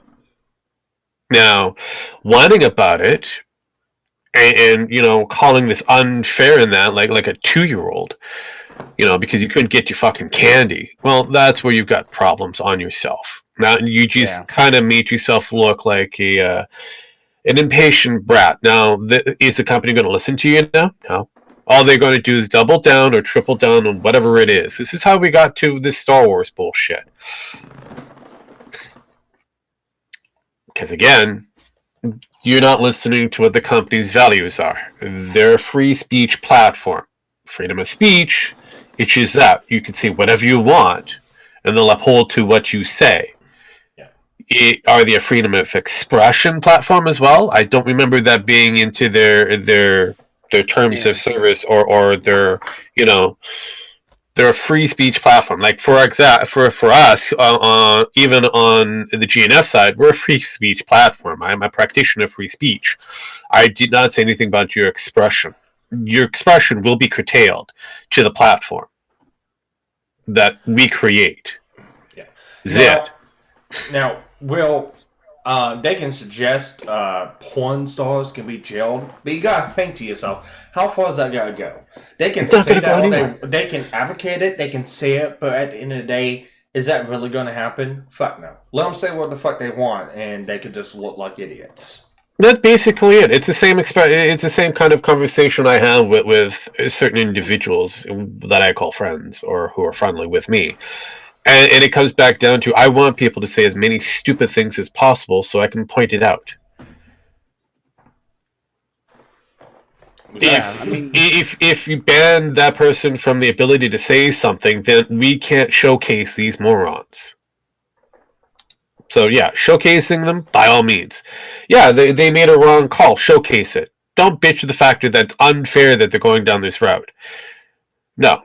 This is a stupid idea. Look what they're trying to attempt here. Will they do it? No. They won't be able to do it. They don't have that much clout. This is an organization, a business that is pretty much the black sheep of the family when it comes down to the social connections. Yeah. And when it comes down to that, don't use a platform. Don't go on it. Don't use it. Don't utilize it. Don't shill it. Don't promote it. Just walk away from it. Yeah. If you don't agree with it, you don't have to use it. You can't expect them to bend over to the realm of everyone that has an issue with something, because if that's the case, it'd be total, utter madness and chaos. I love chaos, but even I know there's got to be order within that chaos. Yeah. I mean, so just don't utilize it and don't use it. I don't use Gab. Yeah. I mean, I have a Gab account for GNF. I barely use it. I mean, I barely use Gab or Minds, to be honest. I'm more or less going back to Minds because Minds is becoming more of a platformer. It's actually adding in visual, things so you can upload videos and that. So yeah, this is another platform that if you want to get yourself away from the classic YouTube, that's being a much more contrived on the rules that they are creating to a point where your ability to be creative is being completely snuffed out on that platform because it doesn't fit their narrative. Then yeah, you're going to go someplace else. You should go someplace else. So, henceforth, I'm kind of putting our stuff on mine slowly. Yeah. Same with you transferring everything from YouTube to BitChute. Twitch and BitChute, yeah. Mm-hmm. So, I mean, like the only reason why I don't go to Twitch is because I've got a lot of shit set up on YouTube, and I really don't feel like utilizing or learning a new platform. And I mean, I really don't feel like going through and trying to recreate what I've created here. I mean, eventually someday I will, but as of right now, I'm not. So it makes sense to focus on one platform for a little bit before moving on. Yeah. And like I said, I'm still not sure what I'm going to do with this platform. I mean, hell, tomorrow's the 9th. So we're about to see something. Who knows how it's going to go? We got an idea of how it's going to go, but we don't know truly what's going to happen. Yeah, no, it's just one of those things. I'm a practitioner of looking behind and kind of going, I'll have this popcorn here and see where this is going to go. I have a funny feeling it's not going to go well, but I'll be, surprised if it's very successful in what they end up doing.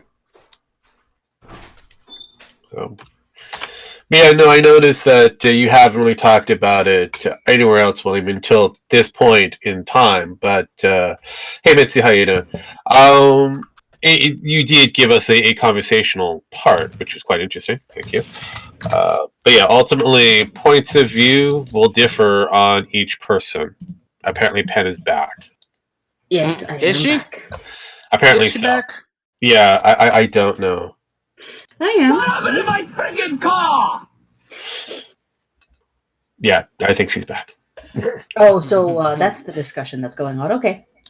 Yes, we're having the whole thing that Gab is is decided not to have. Wesley?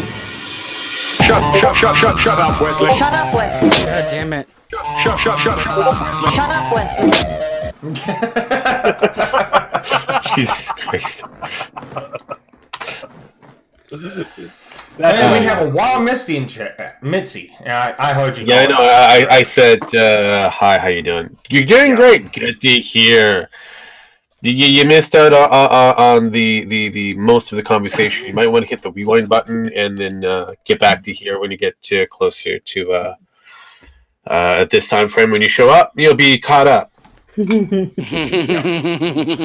that time frame, we probably would be done, and you'll be out. Time out. No. It's puppet because Mitzi is actually one of the moderators and help with the gale list now, and she could be a valuable asset to help us torture Antoine with. That's not much of a challenge as it is. Let's not make it too easy. I mean, I'm all for torturing. I'm good with this. Please make this a thing. I like a slow and painful torture. A slow and painful torture. But I like there to be a level of difficulty to achieve that torture. I mean, I don't like it to be impossible. That's why we go. But if you could just basically push a button and torture somebody, that's just no. I don't know. Well, look at Rogue. Look at Cadent's response. Gab is allowed to disallow what they want. Twitter could learn from that by disallowing maps. Yeah, that's exactly correct. Yeah, I agree. I hear about these maps, but I have no idea what the hell that is. Oh, God. Do I have to spell it out for you? Just you might want to. Minor attracted person. I'm sorry. I think I did not hear that. Pedo. No, you heard that. Pedo. That, yeah. So basically, the minor attracted person is supposed to be the LGBT equivalent of a pedo. What they're trying to do is they're trying to pretty much make it much more acceptable for certain cultures.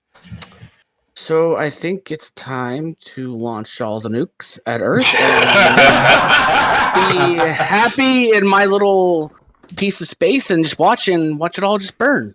See, my tells me I'm going too far. I have to purify.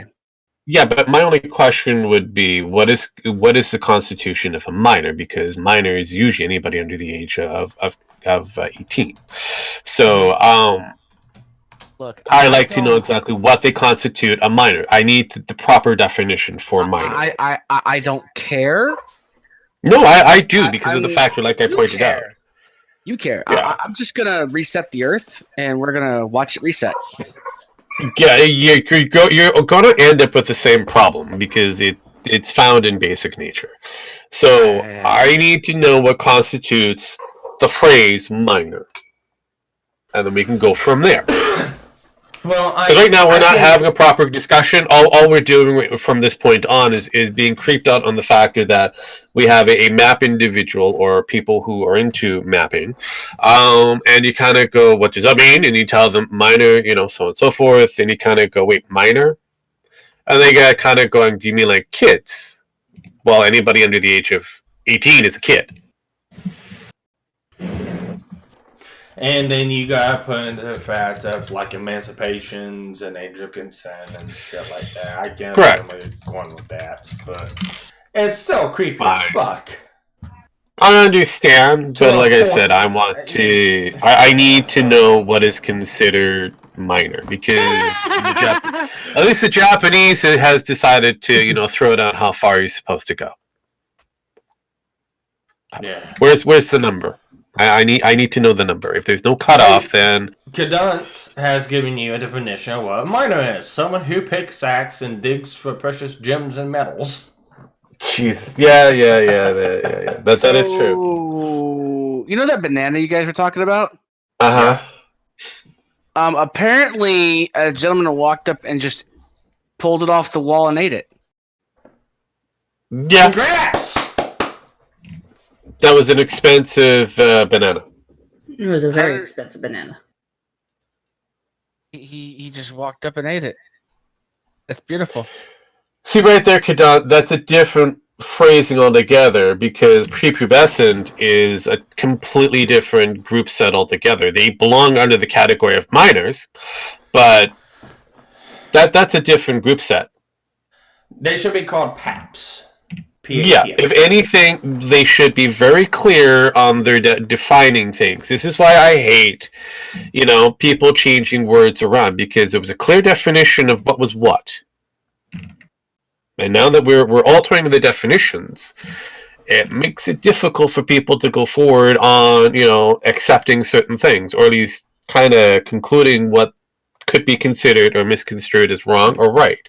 So I need a proper definition. I need to know exactly how far we're going down this rabbit hole, because there is going to be a point in time that ultimate chaos is going to show up. And me personally, I see it fascinating, but I want to know how far you guys are willing to go until somebody says no. They're willing to go as far as they can without getting in trouble. And so long as they keep rearranging the definition so that they don't get in trouble. Yeah, and that's basically, because now we're going to go into the same kind of structures that happened in Roman time. Pretty much. And how well did that work out for the Romans? Pretty bad. Yeah. So there's a degree of order that needs to be dealt, and like I said, chaos and order are within the same genre, wheelhouse. Both are needed. Order can be very chaotic, and chaos could be very ordered. Yeah. Alastor comes in with a strike back. There's a special place in hell for maps.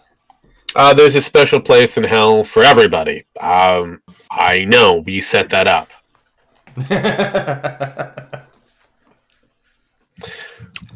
So keep that in mind. You do realize that every time that you come back to Earth, you're just recycling yourself for the states of hell. So this is the ultimate stage of hell. Right here. We're living on it. This beautiful spheric thing called the Earth. Can't go far at the moment. I mean, yeah, you're not too far off on that. Hell is where the heart is. Well, I've got something, because I did posted up a picture. Oh, you're posting pictures of yourself again? Yeah. It's got 31 likes, 3 retweets, and 3 comments on it. The only thing I have to ask is, who the hell penciled that shit on your shirt? Are you talking about the show I was running for that?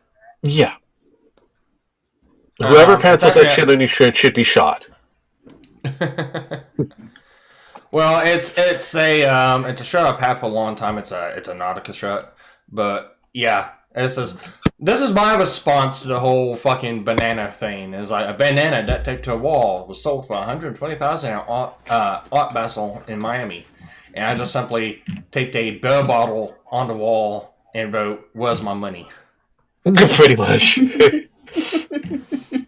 But here's the thing about my artwork: somebody can't come along and eat it. Well, yours is drinkable, unless you've already drank it. It's already drinking. It's an empty beer bottle. See, no. What you need to do is put the full one up there, and then see if people actually will buy it for like 100,000 or more. Empty ones, not so much. I mean, that's a recyclable of maybe about what is it, 10 cents now. But yeah. I would But think that. my art will last forever. The banana, well, until it got ate. Well, yeah. No.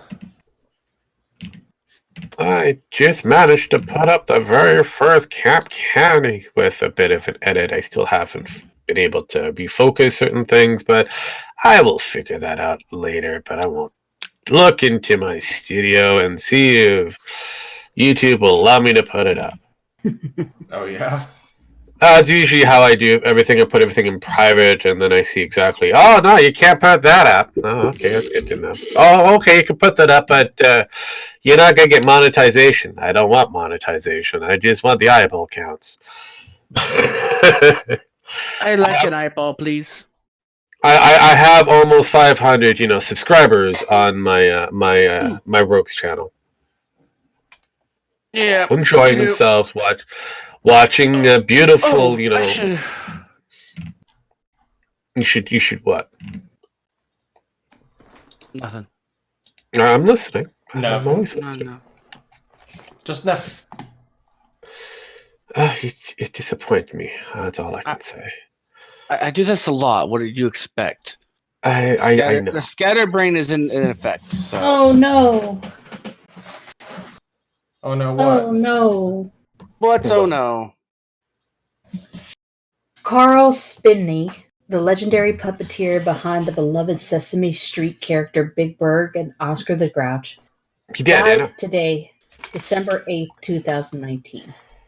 Yeah, I know. He had a very long career. Oh, I feel so bad. No, I don't. Ouch. Actually, I don't think anybody remember when Mr. Hooper died. Nope. Who? Right. Exactly. Mr. Hooper was one of the elder statesmen of Sesame Street who actually owned Hooper's, which is the convenience store that's in Sesame Street. Him and Big Bird were kind of inseparable with each other. Him being the grandfather character, Big Bird being the child character. So anytime that Big Bird would go to Hooper, besides mispronouncing his name, he would get a lot of advice from the elder statesman. He died. His death was recognized on Sesame Street. That episode was a very interesting episode because as they're all together talking about, the loss and the good times that they had with this character, Big Bird is like, well, I drew these pictures and then I do one for Mr. Hooper when he comes back from vacation or when he comes back from, his travels. They had to explain death to Big Bird. Oh, no. Which is exactly the same thing that you try to explain death to children. Yep. Fortunately, that there was one of the most sad episodes that Sesame Street has ever made, but the most realistic one. It brought reality. At least it didn't shy away from it. No, and that's something that I've always liked about Jim Henson and the Henson Company. They always took tragedy or realistic things and squared off with it, went head on to it, tried to find a way to approach it in the most realistic, possibilities or scenarios. Yep. The first time I was introduced to the concept of death was when I was 4 or 5, and I had been told that no, I was a little older because I was already in like kindergarten or first grade. So I was like 6 or 7. Yeah, my first dog, German Shepherd mix, Rocky, had heartworms, and my parents had to put him to sleep. So I come home, and they sit me down, and they explain to me that Rocky's not coming back home. Yep. And I was a sad pen that day. Yep, because again, you weren't too sure the reason of why. For one, you just kind of knew that he was never coming back, and you didn't understand. Even though you were explained that possibly death is one of those factors, but unfortunately, as once you're first introduced to the concept of death, It's hard to wrap your head around it, but yes, going forward, it's a sad day that another elder statesman of Sesame Street had to pass, but his character will live on forever. Mm-hmm. Luckily, he's a Muppet, and anybody can portray. Well, right, just like they got somebody to replace Jim Henson as Kermit. Correct. Yeah. But the problem will be. But the problem will be the actual the live human characters. They will be hard to replace. Right. Jim Henson died, and no one noticed that Kermit's voice changed. Well, I did. And there was a few people that tried to attempt it, and some were pretty close to it, including his son, and others not so close. Not even so. They don't keep these people going on. That's why Kermit's voice has been changed 6 times. He's had 6 different vocal handlers. Not surprised, because again, it's hard to keep these vocal handlers or these vocal impressionists going, because again, they don't want to be that one character for the rest of their career. And also, child molesting kind of plays a part sometimes. It does. Unfortunately, and that just kind of hurts the company, so they ask them to leave. Yeah, that's another factor. Quietly, please. Can you walk out the side door here? Thank you. And jump off. Bye. But usually they're because you diddle children. Also. Look, you'd think that Rooster Teeth would have learned that lesson. No, they don't. Well, they don't only diddle children; they beat their wives and threaten to kill them, and then call the police. They're still employed. Yeah, but if you get accused, but if you get accused by mass twab on Twitter, well, here's the difference: if you do it, there's no problem. But if you get accused of it, well, we have to do something about it. I mean, come on. There's really no difference. I mean, no, there's a difference, but oh well. But you don't know where I was going. Still, you understand. Kadant lost her doggy to a coyote. I'm sorry. Coyote 1, dog 0. Yeah, but again, that's basic nature. Unfortunately, that's his reality. It's harsh, but it's the reality. You want to learn about that? Watch Beastars. Actually, all you have to do is all you have to do in Canada is look out your door, and you might actually see National Geographic at life at work. I had a neighborhood kid who tortured one of my dogs to death. He still walks with a limp. Hey. Yeah, no. Yeah, and he's a crack addict, so. Well, I mean, life is interesting and cruel. It's all good now. Yeah. I figured by the time he's dead, he'll have paid off his debt. That one. Most have. I mean, the crack is he's already suffering. Well, the limp too. Well, the limp is just an added bonus. I mean, the crack he's already put himself into that suffrage. So I can't believe it. Yeah. Still walking with a limp there. I saw him the other day. Actually, I was in my hometown. Still walking with a limp. Guy keeps. I'm gonna download this. This is going into the folder. Oh, you are. What did you find that's going into your folder of many things? Oh, the folder that will shut down a few things. I found something. That's all I'm gonna say. Okay. What's that? No, you can't just say that. You gotta explain what you found. Oh no! Do you want how much do you love your YouTube? Look, at this point, he's already been demonetized earlier up in the show. He doesn't love his YouTube that much because he keeps having us join this thing. I mean, hell, you're here. That's how much he loves his YouTube channel. This is fair. Okay, I'll give that. I can mute you and you can explain real quick. No, there's no explaining. there's no explaining. Where is your? Do you have a naughty channel in your Discord? No, I don't think. No, you don't. But what I can say is, no, I can mute you guys from the stream, and you can explain real quick, And then I'll unmute you. How's that? No. That doesn't work at all because I can't. It's more visual material than. Why don't you send it to him through his DM? Oh no.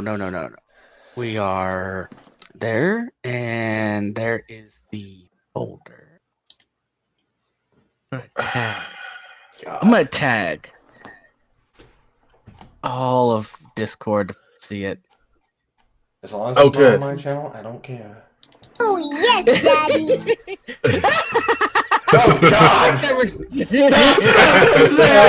no. What am I? No!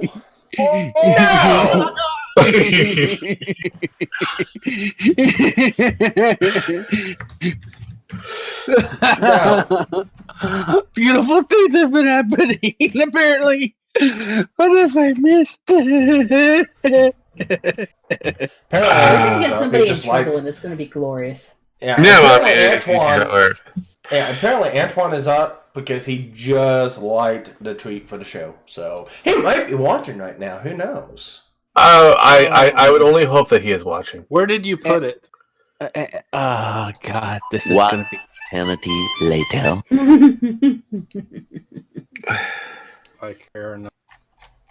Well, if he is watching, since he just got his butt up, he should know that we've already been sharing the discussions of what there it is. Things we plan on doing.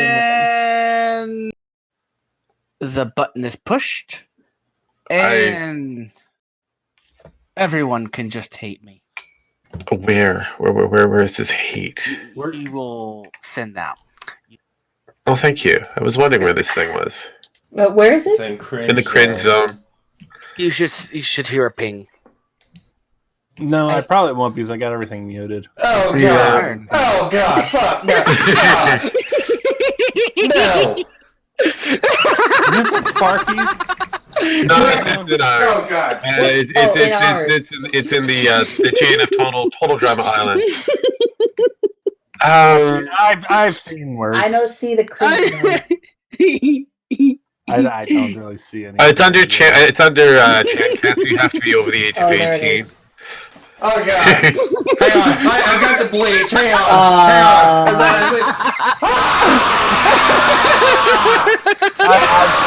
No! Hold up here.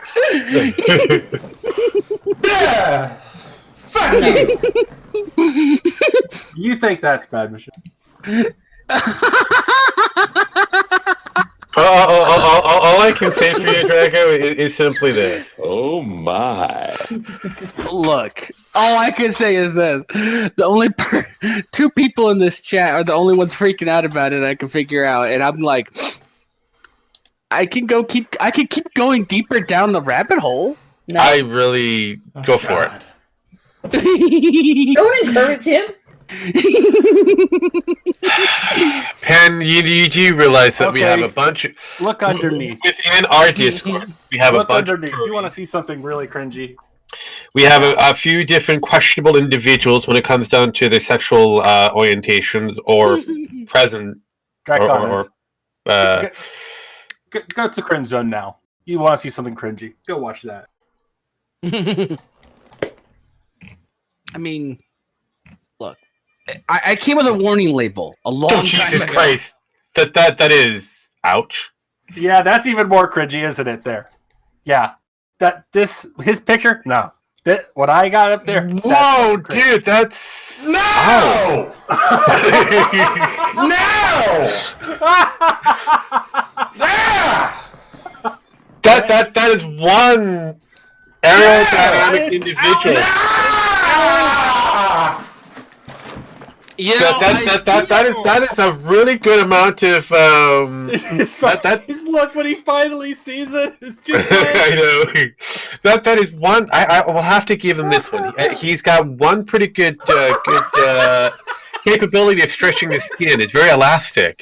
I'm surprised it didn't snap. That's a lot of weight to put in that one area. Pen's very silent, so. Well, Pen is usually silent. Nothing to add to this.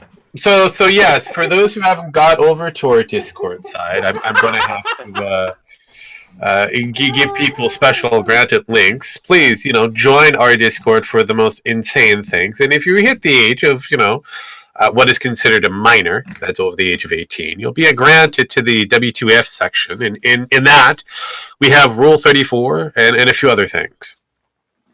I remember Discord, not mine. I remember the one thing that happened. The one question I had for what kind of boards to make. They quote unquote stated they wanted more porn boards. So I have multiple porn boards here in the Total Drama Island section of GNF. So if you want to, if you haven't already, you might want to join up. In order for you to join up, you got two options. Option one, head over to gnfnetwork.com, hit that little link on the top there, and it will take you directly to the Discord, and you can sign up that way. Option two is wait for me to get a actual link together so I can pimp it out on the chat there. And I think we also have a link in your side of the Discord there, Sparky, correct? I believe so. So that's option three. So there you go. You've got a few different options to choose from. So yeah, head over. Have fun. Because we have lots of cancer-inducing items. Mostly from Draconeth. I do remember when Niggs and you were trying to porn off. That was interesting. we did, and then we came to an agreement. You both have some very unique porn collections. We do. Yes. Yes, I would agree that this is a thing. I think it's a thing that should never end. Until Discord says, no. Until Discord says, nuke! Which might very well be soon. We'll have to wait and see. There's the link there, so have fun. I'll have to put that in the description for GNF on my Discord, and I'll probably have you put my Discord link in Tech Corner and GNF. Yeah, you have the ability. I think you already have a... I asked you for a link in... so I can put it up in... What was it? Not staff. Partner. You're in the partner portion. Partner. Yeah. Okay. So if you go into our so your link is always there, and so anytime that that's why I asked for a link that doesn't end. Yeah. That never ends. Yeah. Never ending. So there it is. There is a link for those who would like to join up. Bear with me while I try to figure out who's new, who isn't, because anytime somebody shows up, I always have to give them new permissions. They can see stuff, but they can't really interact with a lot of things, and I gotta figure out exactly. That's the reason that's the reason why in my Discord I have a individualized room called Teleporter Room, and the only thing that shows up there is people joining in. Yeah. No one can interact with it. It's just whenever somebody joins in, it allows. Yeah, no, mine is called. It starts here, and then it's under the starter section. Yeah. It all starts here, and then I see who actually pops up. And sometimes, if I remember to look at it, I will make some changes. Other times, I wait for the other members who have access, who are under the considered law, to be able to give people, their levels and rankings. But they don't do that. Yeah, and I'll go ahead and explain a little bit the reason why I got my Discord set up the way I do. Because, it's because of people. I've been accused last couple months of banning people for no apparent reason, and I joined in Sparky's Discord and I just got booted and banned for no apparent reason, and it's like, no, here's the audit log of who all was kicked or who all did stuff in the Discord, and here's an audit log of who joined up, and it shows here you left. Yeah. No, because again, that's why I have that particular thing. I can see exactly what's happening for that one board. It all starts here. So if you leave, you leave. If you stay, you stay. I know what's happening. Yeah. And also, if you haven't participated with the board for very long, you go into a new group called the Fallen. That you still have access to certain areas of the board, but it just shows that you haven't been, showing up often, or even, kind of just talking to us. Communication's a big thing. Yeah. And there's also a certain section in my Discord.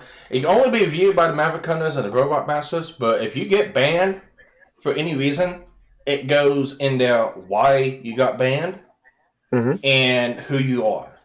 So I don't shy away from explaining, yes, this certain person's not on my Discord anymore. I'll be glad to explain why. And if you don't like my reason... No, I had to create a Drama Llama section for those who have caused unwanted grief for themselves. For not only within the board or, certain individuals. So we've only had one person in that Drama Llama section that I had to create. Yes, and that person should know or remember why that board was created for them. Yeah. Well, I think they've recently gone out of there, haven't they? Yeah, I put them back into the menu because he stopped spurging. So that was a good thing. Yeah. And yeah, but me, for my Discord, I typically want it to be drama free. I don't want to see bullshit that's happening from other Discords in it. So True. All I'll ever say is, like, fine, a conversation is a conversation, but the moment you get too highly emotional about something, even though you've been expressly told to stop by a higher up, such as either the hand or the law, you kind of put yourself into a new precarious situation, which is drama being ostracized from the complete board. You'll still be able to see what's going on, but you won't be able to participate because you're in your proverbial corner. Timeout is a thing. Yes, timeout is a beautiful thing. I know, and it worked. Apparently, the dunce hat. Yeah, it worked beautifully, and eventually, after we realized that you stopped doing what you were doing, and you apologize, and you don't repeat the same stupid cycle, you go back into the general practice. Yes, very quickly. I mean, unless you're Gabe, who is not gay or dead. He does his own thing. I can see that he's on our board again. I do realize it's a certain individual that's no longer within our list. I wonder why. Oh? Yes, a certain panda. Yeah, he's no longer on the list. Yeah. He's an Australian panda, so it's all good. Pen knows who I'm talking about. Yes. He's welcome to, come and go as he pleases, but I like looking at the group and seeing who sticks around and who goes away. But I always look at the offline and see how long you guys have been offline for a duration. I keep track of that. If you've been offline for too long, I put you into the Fallen. There's a few that've gotten to the Fallen. How do you look that up, actually, on who all is in the Discord's been offline in Discord for a time? Well, with your offline section, you can actually see how often somebody goes on and offline. For example, Antoine right now, he's still offline, even though he might have given you a like on something. Arthur has been offline for a little bit, but he usually appears online randomly. Captain Hook, I haven't seen being online for at least 3 days. She doesn't get on Discord a lot. Yeah, she's got set up to where when she's on Discord, it pops her up. When she's off Discord, she goes offline. Yeah, no. So Correct. we can set all that up. That portion, and I get to see that behind the scenes for me. Right. Yeah. These little things. I know. I keep track of it, and I also keep track of sometimes the interaction with the chat, so that I can see exactly who's going to be participating the most, or who's just going to show up for just a basic body count. Yeah. Like for example, our British Batman. Yeah, he pops in from time to he pops online from time to time. Yes. Yeah. But I haven't had him, on show or chit chat with him vocally for quite some time. So it's one of those things. Also, we've lost a little bit of connection with Zero Grim. I don't know what's up with him at the moment. He's probably dealing with life as per usual. But yeah, that's again. There's a lot of different connection. Like Zidane is offline for a very long time. He's a fallen member. He was a proud member for a certain trio that still exists on DLive. So that's a thing. Yeah, but Gator's been active. Been more active than anything else. But then Gator's been kind of holding his own show by himself. So I don't keep track of stuff like that. It's just too time consuming. Well, plus, I've got like 50 fucking Discords. I mean, yeah, I know, but again, I keep track of my little Discord, my little vein of the world. It's fun sometimes just to see exactly what's happening within your little vein of the world. As for everybody else's, I just show up to be a body count. Sometimes I'll interact, and other times I'll just watch whatever cringe you have. Yeah, Winslow is saying Z is done. Yeah, I know he's done. And that's okay. You know what? You know what though? People just, they priorities change. They want to do other things. That's okay. But the beautiful thing is, I like to keep track of those who have fallen to the wayside. It's like the memory. It's at that memorial that you would have a little plaque up on the wall. After a great war, or this is the person who has fallen to whatever it is. Z, he fell because of the factor. I remember the question that he had on Arthur's show directed to me because I was on that show. He pretty much wanted to know how we were able to handle the drama and how to go forward on, that's after they lost, whatever standing that they had on the YouTube side. And I just told him, well, in GNF, we give no fucks. That's our mission statement. So if you give no fucks, there is no real drama, or less of it. It's less of drama because you really don't have a. I mean, it tries to come up, but since we give little to no fucks left, I mean, yeah, it goes away. It goes away very quickly. It's like, there's moments where I kind of go, this is where. This portion of it that I'm going to have to unfortunately step in, but I'm going to put you over here. You can do whatever the fuck that you want to do, but you can't do it within this group because you're disrupting them. And when I make that decision, that's very big and important, as Penn's pointed out in previous conversations. When I step in line or get involved in something's changed, and I look at it going, we need to reorganize this chaos. Needs a balance. His career, I get it when it came down to Z. Yeah, the real life bullshit is just that. In real life, it's not really a good moneymaker. And Andy's slowly figured that out. It also destroys people's careers very quickly, if they have one. Yeah. It's like with me. It's like I had to step away from YouTube for a bit whenever I was going through and doing my move when I was buying my house, and that's a lot of things kind of happened at once for me. I kind of got ostracized by a couple of different people. Well, tried to be ostracized. I just ostracized myself, said fuck you guys. But also, buying a house and moving and getting set up and getting established, that's more important than doing stuff online. So I was away for a bit, still did stuff here and there, but once I got settled in, came back. Yeah.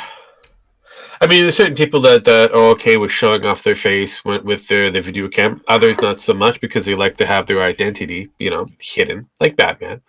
I'm not going to say that, they shouldn't have whatever direction that they want to go into. If they want to be visible to everybody and be harassed by anybody while they're on the street in the open public, well, then that's something that's the price you pay. Dispose of the witnesses. Well, true. See, Well, let's go into that a little bit, because for me, it was very clear from the very start of my channel. I clearly sold my face off the very first time, because when I first started my channel, it was primarily going to be a tech/repair channel, for the most part, how I started off. Yeah, I went towards that route for a bit, because, you know, I'm going to be showing off repairing stuff, and it's going to be kind of hard to hide my face if I've got the camera on. You're going to have those, you know, oopsies, here's my face. So it's like, just from the start, I just let it all out. I was like, yep, this is who I am. Now, my very first video I did fuck up, and luckily it's gone. And I did kind of dox my full name. And after I started getting involved with a couple different things, it's like, maybe I need to delete this video. You might want I deleted to. it. Luckily, I only had like 5 views on it, so. But no, that means that 5 people know who you are and where you live. Well, not where I live, but who I am. But still, you can piece it together. But no, I mean, ultimately, one thing I have to say there, Draconith, how does that particular Pokemon have hands and feet? I don't know, but everything else is fine. But no, I looked at him like going, how does that particular Viper type Pokemon, this Cobra-like Pokemon, able to have hands and feet? I mean, I understand the big boob things. I'm okay with that. It's just the feet and hands I don't get. Okay. Jesus Christ. But all Drago is thinking to himself is got a nice tip for you right here in my pocket. Rogan outside with that. Those are the witnesses. Bring out today. I mean, Rogue just knows that I went quiet because I started adding to the folder. yeah, yeah. I know. I was watching as you've been posting quite nicely as per usual, but yeah, no. At the end of it, everybody has their own ideals of what is going to be their show. How they're going to format it, what they're going to present as, or whatever. I mean, look, what's his face? The what was it? The anarchist, Mr. Dapperson. Dapperton? He started off as just basically being a cartoon character to now a real life person behind a mask. Yep. I mean, technically, we've probably seen his face in some of his videos, but realistically, he's donned the character. So now there's a definition between who the real person is and who the character is. And most people don't care about the real person; they only care about the character, because the character is that important. Bering's another good example. Patrick, he actually has an independent channel that when he first started, that was all about his music. You could see him playing and singing live on stage. That didn't go very well.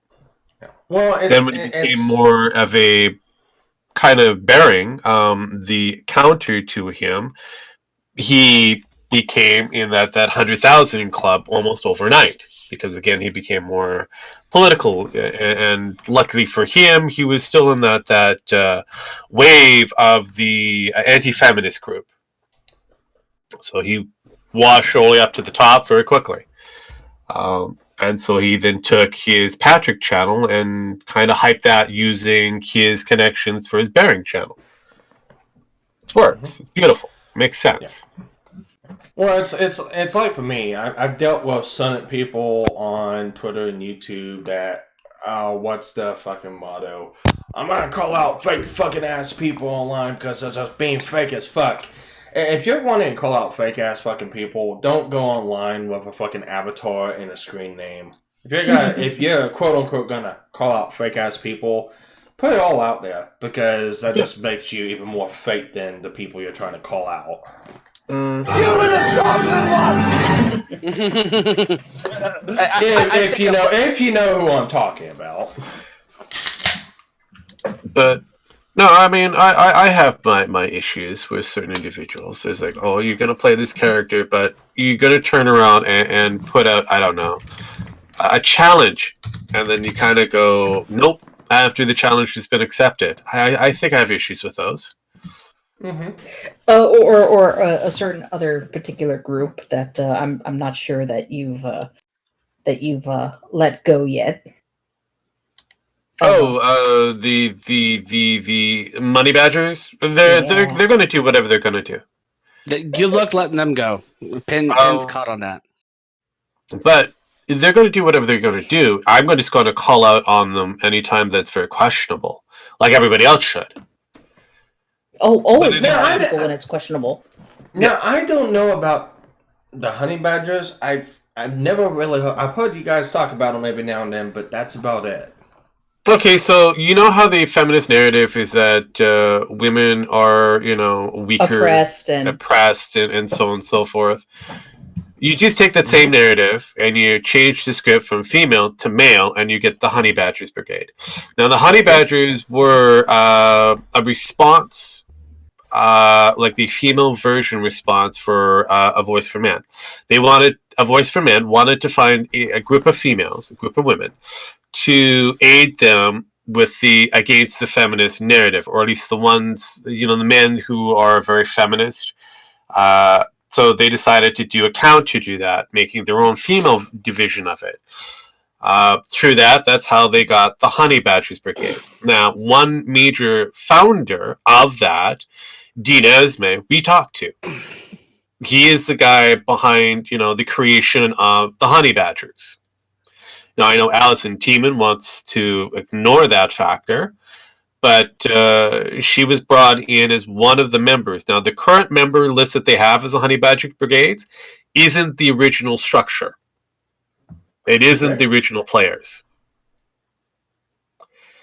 Only 2 survived, and the other ones left to do their own things, and they do it far better than the Honey Badgers, I'll put it that way. And that has to do with GNF in what way? In some aspect, there's at least 3 members of GNF outside of Draconith that has the involvement with the Honey Badgers in one way or another. As for myself, and this is going to be my story, not the others that are involved, I was brought into the situation of the Honey Badgers because of Gamergate. I was one of those behind the scenes on the chans that brought up data. Data mining is what my core bread and butter used to be. From that, we came across this thing called the Honey Badgers. We knew nothing about Honey Badgers Brigade. But all of a sudden, they were all for Gamergate and using it as a marketing tool. So the powers that be wanted to know more. We infiltrated. We found out a lot of interesting pieces of information. Myself, I put in some money, again, disposable money, to be a member of said group, and Allison was happy to, cash in those checks as I was able to roam around and go through all of her stuff. Let's put it in another greater perspective. Allison and me are not very friendly with each other. I drive her insane. Okay. Because of the factor that I am that with everyone? No, well, in this case, I am so close that I can actually break the Honey Badger Brigade. The Honey Badger Brigade is Allison, and Allison is the Honey Badger Brigade. Her own words, right? Correct. And I have more information on possible scenarios, and again, I've got to, see if it's actually true or not. But there's speculations that her and another Badger member are very hot and heavy with each other, and she's been doing the down low on her husband. So she's been playing with somebody else within the group. Then you have Hannah, doesn't it? Oh, then you got Hannah, who's supposed to be a Wiccan, but doesn't fulfill all the obligations of what a Wiccan is supposed to be. So there's a lot of lies, a lot of deceptions on that one. Brian, like him, he's been given the golden key for an unknown reason. So, yeah, right. Over Rachel, who had left because of that fact. Correct. So there's a lot of different factors, and I'm slowly trying to piece it together because there's a lot that a certain Allison Tiemann likes to hide, and unfortunately, she's from a father who is a made millionaire because he worked for the Saudis, for the oil barons, and that she doesn't need any money from us. She's got enough. She's got so much that she can pretty much fund anything that the honey badgers need to do. But she will put on the tiers and she'll start the fundraisers of, oh, we need to buy a house for headquarters, and oh, we need to buy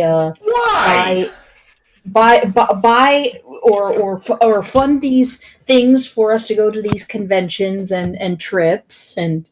I can understand that, but a house? Yeah, a house. Yes, a house. So, and not just house, but the audio visual equipment and a few other things. Well, but here's the funny thing. Supposedly the house was initially supposed to be like them trying to help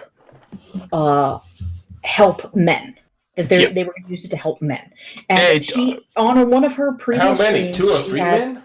Hold on. On one of her previous streams, she likened her wanting to help to some other person who had committed suicide because he was not allowed to help homeless men out of his own garage. Correct. I can't remember the name, but Eric something or something. Yeah, you got it right. You'd have to have Nemo there for that one. Right. But she has nobody living out of that house except it's a vacation house whenever Brian might come to visit. Or whenever a certain very high vocal who doesn't need the badges whatsoever shows up with her wine collection. Hi, Karen. If you're listening, I doubt you are. But isn't it like if your name pops up with her name tagged, she pretty much goes in ballistic mode? Yes, that's Karen Strong. Rogue here with popcorn ops. But yeah, so that's basically on our end on the Gamergate GG side. We were trying to out the Badgers for what they were, which was a bunch of liars and shamsters. And it kind of worked because Medicare picked up on that and called Allison out for what she was. And what Allison was dumb to do was confirm it on the Blood Sports. Yes. Exactly what he was calling her out for. Oh, boy. So it's getting so into we've been the having Tonka aspect then. Yeah, so we ended up on our end with all this information. Even Jim has it, all compiled of the honey badgers. Problem is we can't confirm a lot of this information because a lot of it's questionable. Some of it's hearsay, some is actual factual, and others you have the deniers for the brigade who are kind of going, well, that was just made up. Well, here's the evidence. Yeah, show the receipts. Yeah, but a lot of the times we can't get the receipts because now that they're a nonprofit, in some cases, they're allowed to play around with the Canadian receipts because they're all up here in Canada. Okay. The main division is up here in Canada. And unfortunately for Canadian law, a lot of this is private information. Well, and the best kind of karma, though, that comes out of it is when Allison did decide to dip her toes into the whole Gamergate thing, she had gotten kicked out of Calgary because, let's face it, Allison, you did start some shit. Yeah. You did start some shit by basically antagonizing some feminists on a feminist women in comics panel. So she started a lawsuit. How do you get kicked out of Calgary? Very easy. Calgary is a hotspot for social justice 101. But it's not even just that, though. Any convention, if you start shit at any convention, you're typically going to get kicked out. Yeah. So she got kicked out of a convention, not the town itself. Yeah, she got kicked out of the convention. Out of the convention, and she was also kicked out of the park afterwards because she was causing a disturbance. I thought you meant the whole entire fucking town. No. She's allowed to. No. You're allowed to do it. It's just the Calgary Expo. It's the same thing like the comic book expo and a few other things down south. But up here, we have certain rules and regulations. They went in under the guise of originally her name. And then all of a sudden she changed it from her name to the Honey Badgers Brigade, which is well known within everybody who's on the social justice camp. So she automatically wanted to infiltrate and cause chaos then.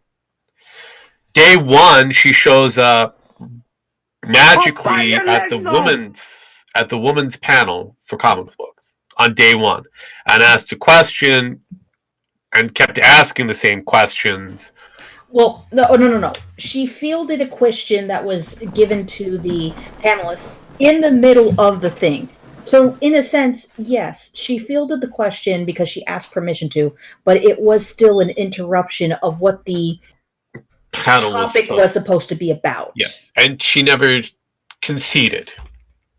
She just kept on going, asking another question after that, and trying to have this conversation between the panelists, which is disrupting their main talking point. Because Q&A is supposed to be at the end of the show, not in the middle of it. Yeah. Right, because let's be honest. These panelists are invited to put on a show for other people. They are there at the permission of the convention to do these things, to put on the show, to make it what people would consider entertaining. They didn't come there to see Allison. Though I do like the fact that they got a disbarred lawyer to. And the follow-up from that is because she got kicked out, she wanted to sue the Expo and the Mary Sue and I think one other publication for slander, for defamation, and she lost both the trial and on the appeal. Sounds like a losing battle. It was a losing battle. It was. But she ended up getting a disbarred lawyer from everywhere but Alberta, which was kind of weird. But you have to ask yourself, why was this lawyer disbarred throughout all of the country except for one area in the province? Because he was tampering with evidence. I heard it was because he was overbilling for being a public... That too, but it was mostly the tampering of evidence, the overbilling of the people. He was disbarred for a lot of different questionable things. Alright, so it sounds like kind of a reverse of like the whole Anita Sarkeesian and Sargon thing. Yeah, she started shit to be able to play victim. Yeah. And the entire time, okay, so to use as a baseline, for example, the whole Vic Mignogna thing, right? US dollars has raised over 250-something thousand, 260,000. And that's with a full law firm to fight. She had a disbarred attorney, and she had 3 different it wasn't a GoFundMe, but she had 3 different fundraising campaigns, each of over 40K. Okay, so she's up to 120 with a disbarred attorney. Yep. That she sat there and cried and chilled and chilled and chilled and cried. So basically, she was like, "Help! Help! I'm being repressed!" Yes. Yes. Wow. Okay. That's wow. There's something definitely fishy about it. I just can't. I can't fathom that. See, here's the thing, the beautiful thing from the judge. The judge stated that Allison had full knowledge of the Expo's contract when she applied, but ignored the Expo's failures to follow up with its own policies regarding its process of handling conflicts. So there was a lot of, she knew exactly what she signed on board for, and it's all on her. Yeah. Problem is it wasn't her money. It was somebody else's money that she lost. Yeah, she had raised money to go to Calgary in the first place.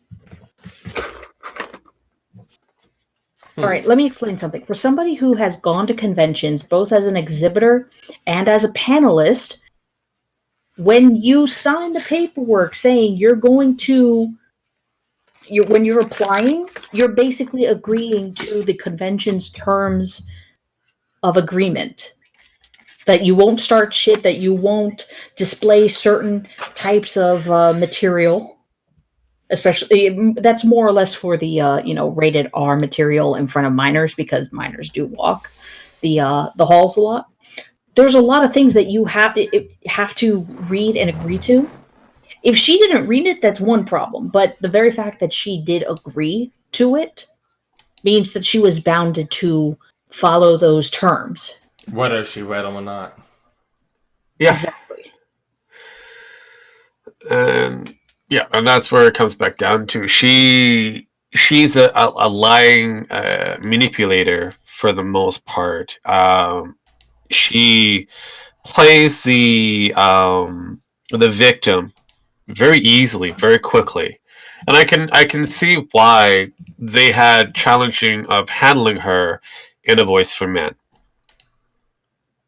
So yeah, there's a lot to this Allison team than what meets the eye.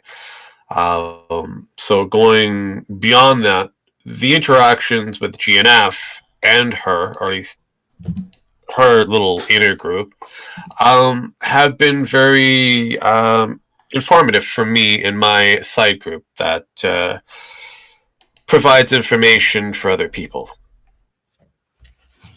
I just posted the Darwin Award. Are we still live streaming? Yes, we are still live. Oh wow, I didn't realize we were still live. Yep. Yeah, we are. Yeah. We're still going. People in there. I mean, I can see that Winslayer said men are oppressed. There was the Sparky Sex Corner Discord that popped up later. I posted something in back office, so you guys might. No, I saw that. I was going to take a boo at this because this was fascinating. Oh Jesus Christ! That'll do it. That'll do it. That is exactly an Allison Teeman thing. So I'll go ahead and share what I showed everyone. Yeah, that feels like anything that the honey badger does. That's exactly what happens. Yeah. So this is what I shared with everyone. Boom. Yeah. See. I know. I'm surprised too, Kadant, that we're still going. I'm not. But no. I mean, it's a very fascinating world once we look beyond the basic chants. Oh. Oof. Yes. That is. Yeah. Don't piss off a horse. Just remember, horses don't piss off. They're evil creatures. Evil, majestic creatures. And the thing is great. The thing is, that wasn't one hoof. That was both hoofs up in the air.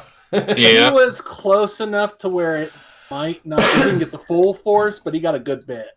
So, I've been kicked by a horse before, right here in the side, and it was just with one hoof.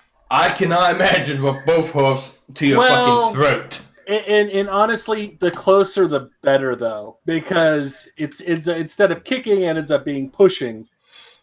Which does... It still fucking hurts. Oh, it's hurts. I know. I've actually had a full push from a horse and landed about 10 feet from where I was. So I still have a scar right there, right on my hip while I got kicked. Damn. So far, my cat Candy is holding strong.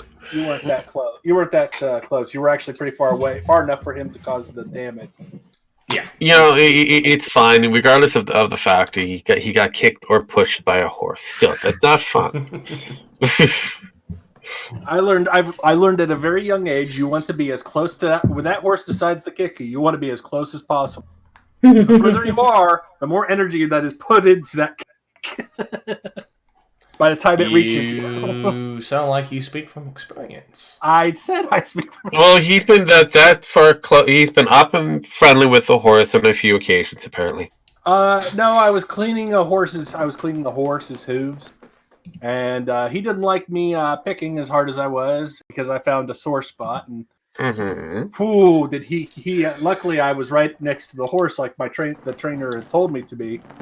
If I hadn't been, I probably would have been dead because it was a big old German. He's a fuck you. Clydesdale! Clydesdale. Yeah, German Clydesdale. I couldn't remember the name last name. Yeah, when you say German horse, I automatically go Clydesdale. Yep, it was a Clydesdale. And holy crap. I'm a big guy. That's a big fucking horse. No, that's muscle power. That's a tank. That is a tank of a horse, yes. So I've seen Clydesdales, but the biggest horse I've seen is on my granddad's property in Ponca City, and they had what was it? It wasn't a Clydesdale. It was a I can't remember what it was, but he stood at least 15 foot tall, at least. All right. Mustang. It was not a Mustang. It's a good one. It's a walk horse. They use them for walkers. It's gotta bug me. I can't remember what the fucking name of it was. Where are they indigenous to? I don't know. Alright, so if he had a particular workhorse, what time frame you said? What time frame do you think it would have been? Like year? This was back in 97, 98. And well, because you would have 50 years old. Well, you would have the Belgian, which is another very large horse. That's what it was. It was a Belgian. There you go. Yeah. See, I almost like I was trying to go through because you've got a few that are pretty big when it comes down to the workhorse. Yeah. Belgian is one of the big ones. There's a Norwegian, which is pretty good, and then there's the Clydesdale. Reason of why I know these things is because I have an uncle who has a farm and a ranch, and he raises a lot of different horses. Yeah, but his name was Old Joe, and oh god, he is fucking massive. I think I was there when they were reshoeing him, and I gotta say, his fucking hoof was about as big around as a fucking basketball. Yeah, the Belgians are really good, solid mass workhorse. Well, then you got the Polish workhorse. Yeah, that's a good one too. The Polish draft horse, and they're pretty big. But yeah, I love horses. I just like to go horseback riding. I used to. I can't anymore. If I could get my back strong enough again, I might someday. I haven't. The last time I went out and rode a horse was back a couple years ago, and we were doing a trail ride. And it's one of the last trail rides my family in Ponca City did. But it was a fun time. We went out for about 3 days and traveled the land and came back. Sparky, rode a horse and going out horseback riding are two different things. Guess what you said? What was that? Save a horse, ride a cowboy. Yeah. Damn. Hey, Spark. I think it's that time. I think I would leave it up to Sparky. He should be the one that makes that decision. Well, I mean, we can both make that decision. I will throw it out there. Do you want to talk about one more topic? If anyone can think of one, do you want to end this out? Because really, honestly, we've got people here. They're holding pretty strong. I don't see them going away. Well, I mean, the problem is, do we have anything to continue talking about? Oh, you could be surprised what I might have to talk about, because I could bring in a lot of different conversational bits. Like, for example, Bethesda's card game with Tits Up. Bethesda's doing Tits Up? Yeah, they had the Elder Scroll card game that shot itself. When did this happen? This would have been within this week, and it's only being reported within the last 2 days. Holy shit. So yeah, there is a lot to pretty much cover. I mean, there's a lot of different things. I mean, I've been gone too long. I'd really stayed out of the news. Yeah. Yeah. All right, so we got one Rogue who wants to continue talking. Penn kind of wants to wrap it up. Jim, Draco, what do you want to do? Now you go now. Wiggle, wiggle, wiggle. Don't want another talk about wiggle, wiggle. No, we can. You know what to do. And you're muted.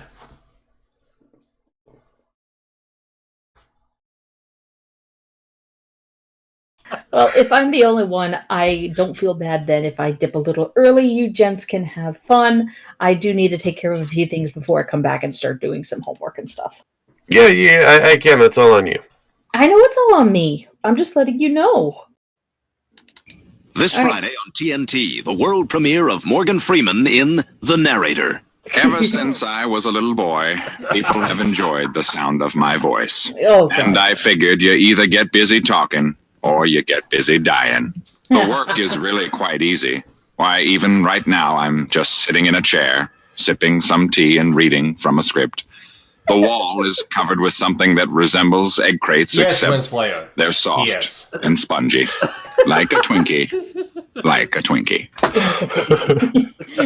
So I mean, really, I mean, we could kind of cover a lot of different things Yes. and kind of peter out. I mean, But Well, for we still got my two main people. co-host, Sparky, I will say adieu and bow out. For the other All right, for the well, others, before you I leave, will before say you I will- leave, you gotta Uh-huh. do your thing, okay? my shilly thing. Well, you can do your shilly thing, or you can do the thing you usually do on patch notes whenever you close out. No, I'm not going to do that. That is exclusively for the. That is exclusively for the patch notes. We have but one punishment for setting alight the grill-shaped beacon. Well, I was talking about the I do, no, that's per patch notes. That's a whole different thing. And I'm the one that's supposed to do that, and she does the little song thingy and. Although this The does give little me an idea that I need my own independent sign off for other things. You need to sell So, that. nice idea, Sparky. Thank you. Well, it's The only sign off I can ever give you there, Pan, is simply this one. Well, it's like with Re-Caffeinated. The starting and ending songs is rock and roll. It's still rock and roll to me. Anyways, I am Not out. never. I will talk to you. I will talk to you, gents, later. If you would like, guys, keep a lookout on my social media, Put in my chat. Twitters.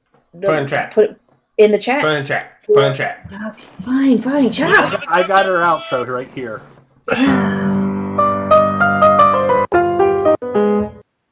No.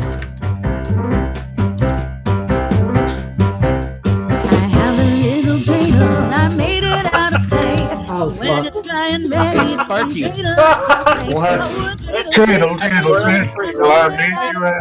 I can't hear you over the sound ports.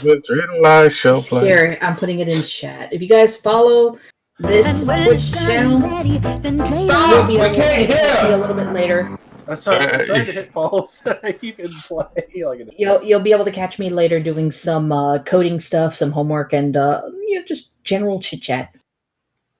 So I put it in the chat there. What kind of advice is that? That is my kind of advice. Best kind of advice. Anyways, I'll talk to you guys later. Okay, see you, Pen. We broke her. That's all. That's how it That's works. my fault. I'm sorry if I offended anybody. Oh, it's not that. It's when somebody's trying to talk and it goes on. It's like, I can't hear what they're saying. Yeah, it's true. It is kind of difficult. It is. And if it's silent and something that people aren't trying to talk, fine, use the soundboards. I don't care. But if it's in the middle of somebody talking and somebody uses it, it's like, okay, I can't listen to this person talk. So it's a form of moderation with soundboards, and I've had to work on learning that.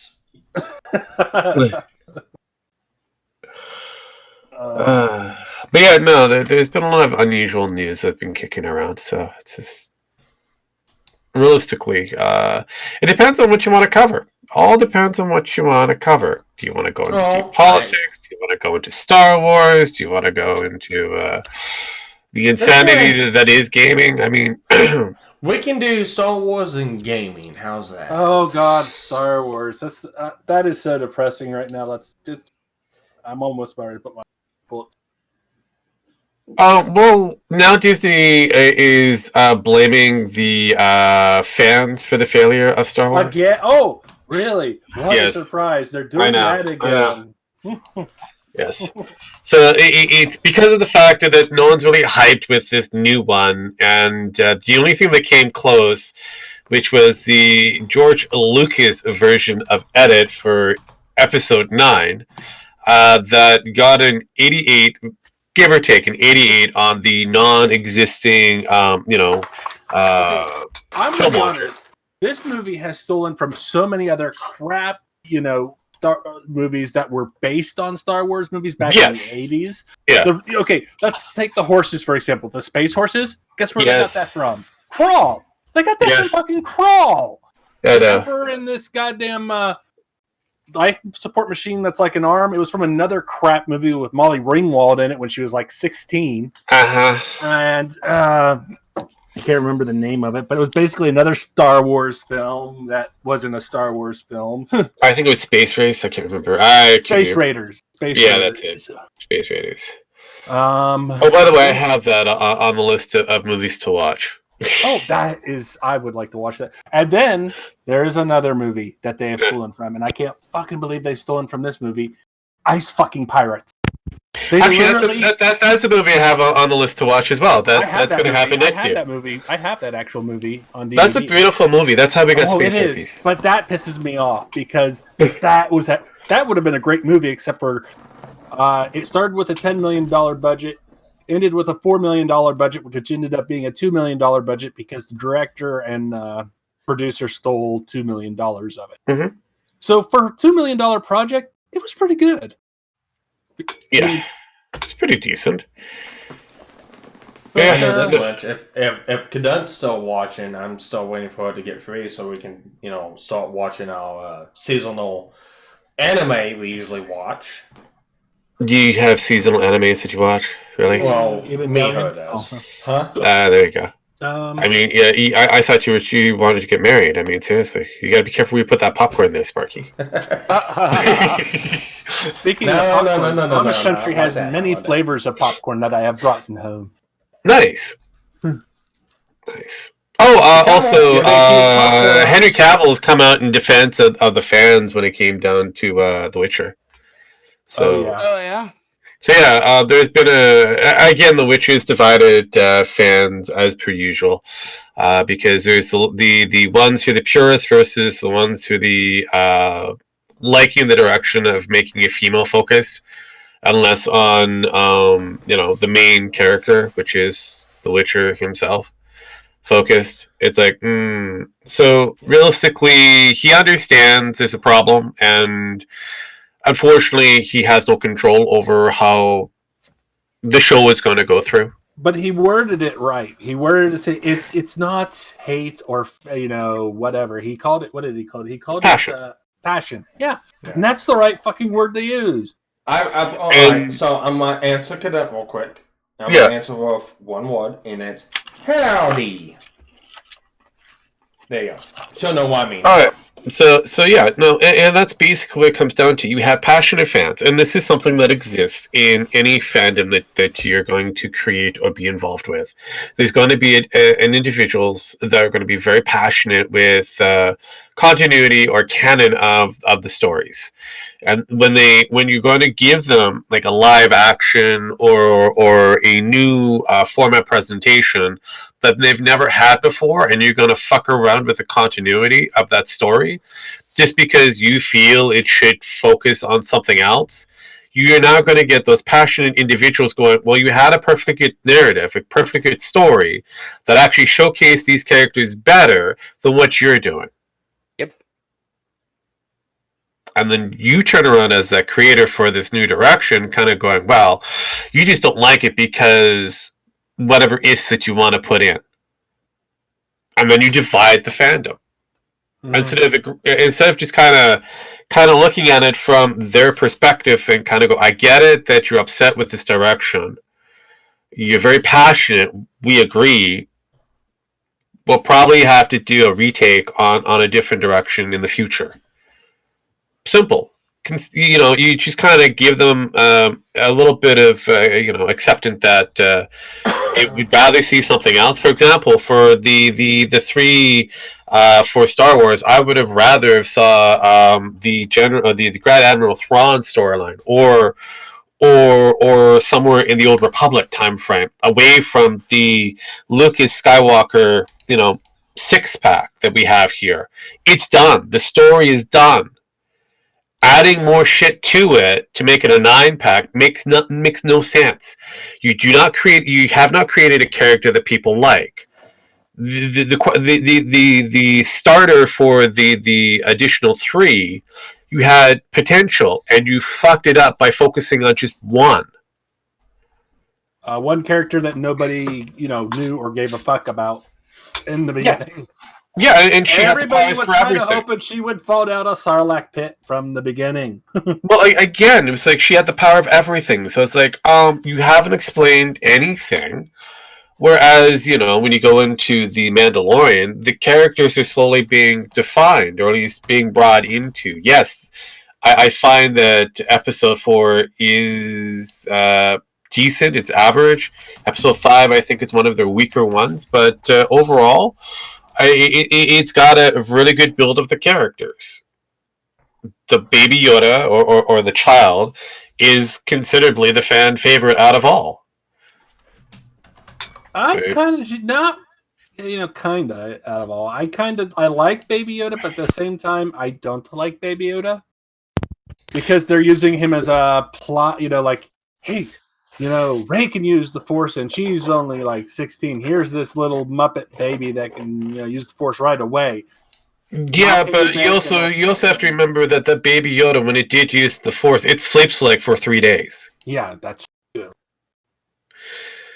Or when it does use the Force powers that it has tapped into, it struggles. Yeah.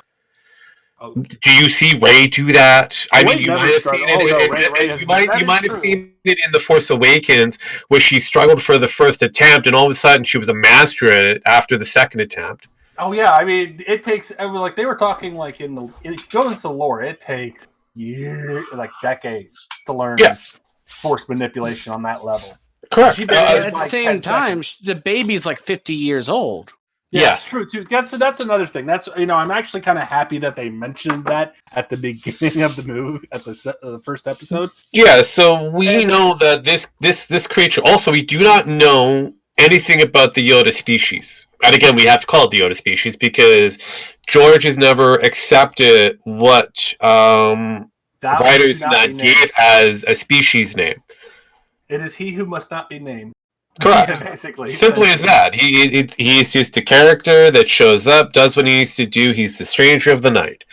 And now that we're slowly getting into a little bit of a backstory of his species, not by much. We still don't even know if it's an actual legit species member or a clone of that species member.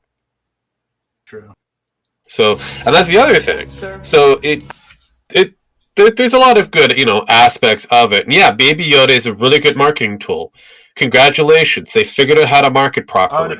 Kathleen Kennedy had nothing to do with that. No, and I know, and she's pissed off on that factor that she's like, you don't like this other shit that I gave you, but you like the baby. Mm-hmm. No, she has nothing to do with Mandalorian. It is actually kind of clear at this point. Yes. You're right. She has nothing to do with the Mandalorian because when they showed a picture of her at the fucking recording of it, and George was sitting there fucking with big eyes and a smile on his face, sitting next to Jon Favreau. Yeah, and you see, she just has this pissed off look, like she can't stand what they're doing. She can't stand what they're doing at all. And I bet you the one person who's enjoying himself in all this is the money man Iger, because he's going to leave knowing that this is the highest level that he could achieve. He's made Disney Plus successful. Oh, just give him time; they'll fuck it up. No, but again, right now, if he left now, he leaves on a high note with Disney Plus being successful. Yeah, he ain't gonna leave now, though. Yeah. I guarantee you, he thinks he can do better. No, but again, it comes back down to we have to wait for the other aspects they're going to bring in. We don't know what we don't know what's happening next year at this moment. We don't know what they're going to do with the Marvel lineup version of it. So we wait.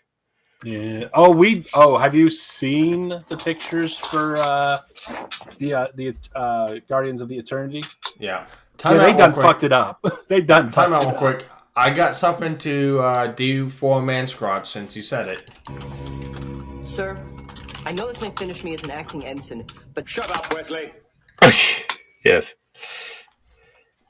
I don't know. Right now, we're still in the early stages of the. See, that's the weird thing about it. It's the same thing with what happened over with the Titans. They were still in the early stages of a lot of the developments in that, so you gotta wait what they're going to finalize on. A costume change can happen in the middle of. It has nothing to do with the costume change. It's just the people they chose to play the character.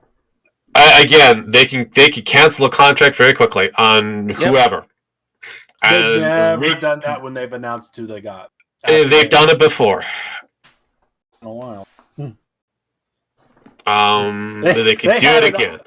They had an opportunity with Brie Larson and they did not take it. Brie Larson, they thought.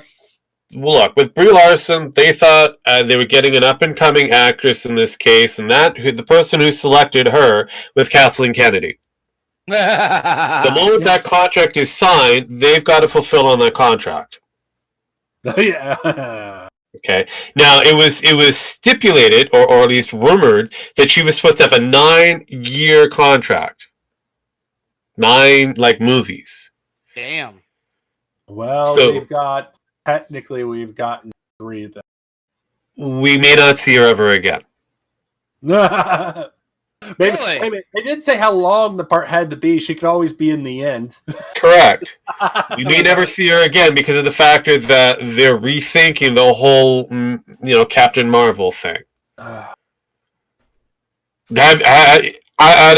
new lineup that they had, I didn't see a Captain Marvel 2. Right? Yeah, Captain Marvel 2 was on there and then was removed. Taken off. Oh, she's going to be on Spider-Man still, though. She's still set to be in Spider-Man. No, because Sony is put a kibosh on that. No, actually, no. It's back up again. They probably had to get a good cut of that pie in order for it to be put back up there again. No, it was put back up there again about a month ago. They said they actually agree. They keep in mind this is Sony. They agree to disagree all the time. They have to have a better cut of the pie for them to agree to put Spider-Man into that precarious position. Remember, who controls that franchise? It ain't Marvel. No, I know. It's Sony. So Sony's walking away with a better deal. See, that's how Tom Holland's got back into the Marvel universe again, because it's Sony going, okay. This is how you're going to get him back, and Disney kind of going, fine, we will concede. You will meet your demands. Does this mean that the Venomverse is now within the continuity of the Marvelverse? No. We don't know. We do not know because Tom Holland is supposed to be in the Venomverse. Huh. So. This is what's going to happen. Most likely, Disney is going to accept the factor that that Sony's verse exists, and it works in tangent with their verse. So does that mean that X-Men is now real? Correct. Oh, God. That sucks. Because I was kind of hoping they would reboot that. But keep in mind, that's a Fox franchise. Oh, no, that's... Oh, yeah, that's... Ooh. I forgot. I thought I was thinking they were Sony for some reason. They are Fox, aren't they? No, they are. Sony now they are Marvel. Yes, and like it or not, Sony likes the universe that they have. They have not retooled it. They have not rebooted it ever since they've done the restructure. So now going forward, they want to make sure that their fingers are in that pie quite nicely with their franchise character. Who does Sony all own? Well, Sony owns the franchise character of Marvel Universe, which is Spider-Man. I mean, but who else do they own? Venom? They own... No, they own every member within Spider-Man's group. Anybody that showed up on a Spider-Man that is focused on Spider-Man's comic book, that's all the symbiotes. That's all of the symbiotes. That's all of anything that Mary Jane did. That's all of the Sinister Six. That is Morbius the Vampire. So on and so forth. Hell, they almost own Blade. Yeah. Yeah, because Blade did Spider-Man originally, so yeah. They own the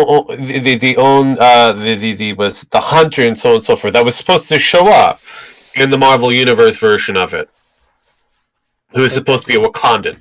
So they get final say on what goes forward now. How much of it? Questionable. I don't know what deal that Sony agreed to in order to bring back Tom Holland into that camp in order to go forward so he can play sidekick to Captain Marvel. But they should have gotten a good juicy piece of that pie, if not all of it. Oh, Jesus. Because again, they would be the ones in control of that. How much does Brie Larson have when it comes down to pushing her agenda? Questionable. None. Because if Sony has their way with it, they'll be like, shut up. Correct. Because, that's the biggest thing. I wish Disney and Sony the best luck when it comes down to trying to create this last movie that they agreed to, and we agreed to. What the stipulations are, we as behind the scenes have very little information. A lot of it is speculation and hearsay. But from what I'm hearing, Sony's got total control over this game.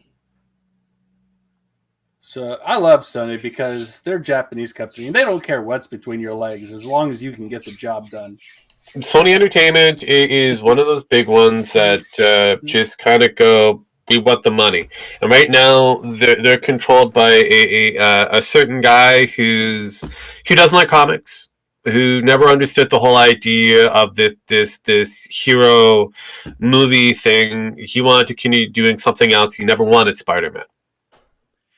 Now, he makes a lot of money. After some time and being explained multiple different times and seeing where the actual value is, he's now seeing potential. So now he's very strict with his franchise character that Sony owns outright. So it's like, okay, where do they go from here? Because Sony bought him during the Marvel selling off character rights in order to keep a lot from bleeding to death. So. Yeah, and they bought him for a pretty good a song and a dance, and they made a lot of money off of him. Oh yeah, so they're happy with that franchise, and Disney's going to have a hard time trying to buy that franchise. It's probably the most popular franchise inside of Marvel because he like either Superman or Batman or Wonder Woman in the DC universe. Spider-Man is the Marvel universe. Yeah, Spider-Man because he's up in everybody's shit. He's everywhere. Pretty much. He's everywhere. He was a member of the Fantastic Four. He hung out with the Guardians of the Galaxy. He was a member with the X-Men. He fought the Hulk. He's been everywhere. He's been in everyone. It's been with Deadpool. Yeah, he is pretty much the whore of the franchise. If you want a franchise character to succeed, Spider-Man must touch him. At some point. Yeah. Please, that's why the superhero doll was Spider-Man touched you at. Yeah, that's right. That's right. So that's why what's his name? What's his name? But does Deadpool? The Canadian. I can't remember his name. Shit. Ryan Reynolds. Ryan Reynolds. I can't. Ryan Reynolds wants to do a movie with Tom Holland. Yeah, Spider-Man. Because now that they're together, they could do that.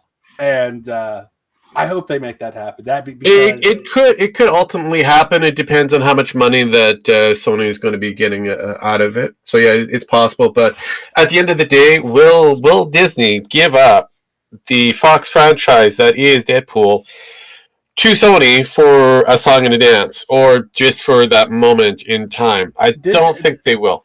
Disney owns Fox. Yeah. They can do whatever they want. I know. I don't think they will.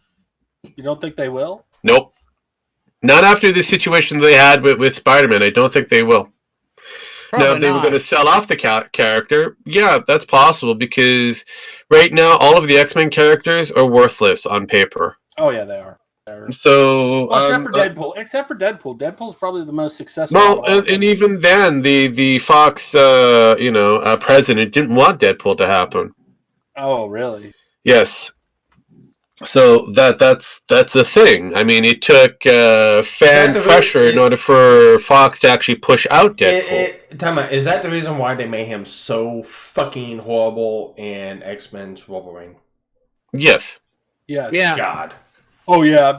Well, actually, it was also because Ryan Reynolds said, basically talked back to them, and his career was shit for a little bit after that movie. Mm-hmm.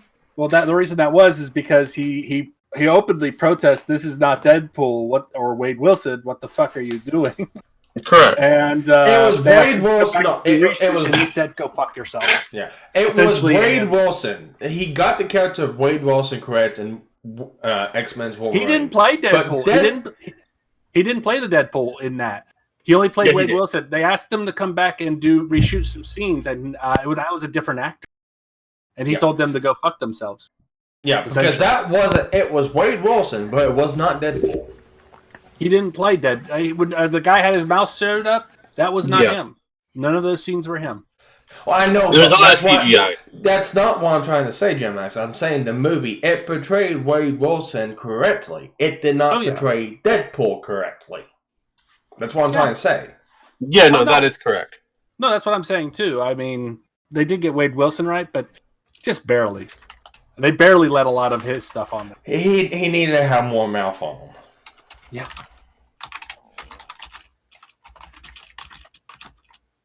And Kidon, no. When it came down to the behind the scenes for Deadpool, no one wanted to even touch that particular character, even after they greenlit the Ryan Reynolds reintroduction of Deadpool.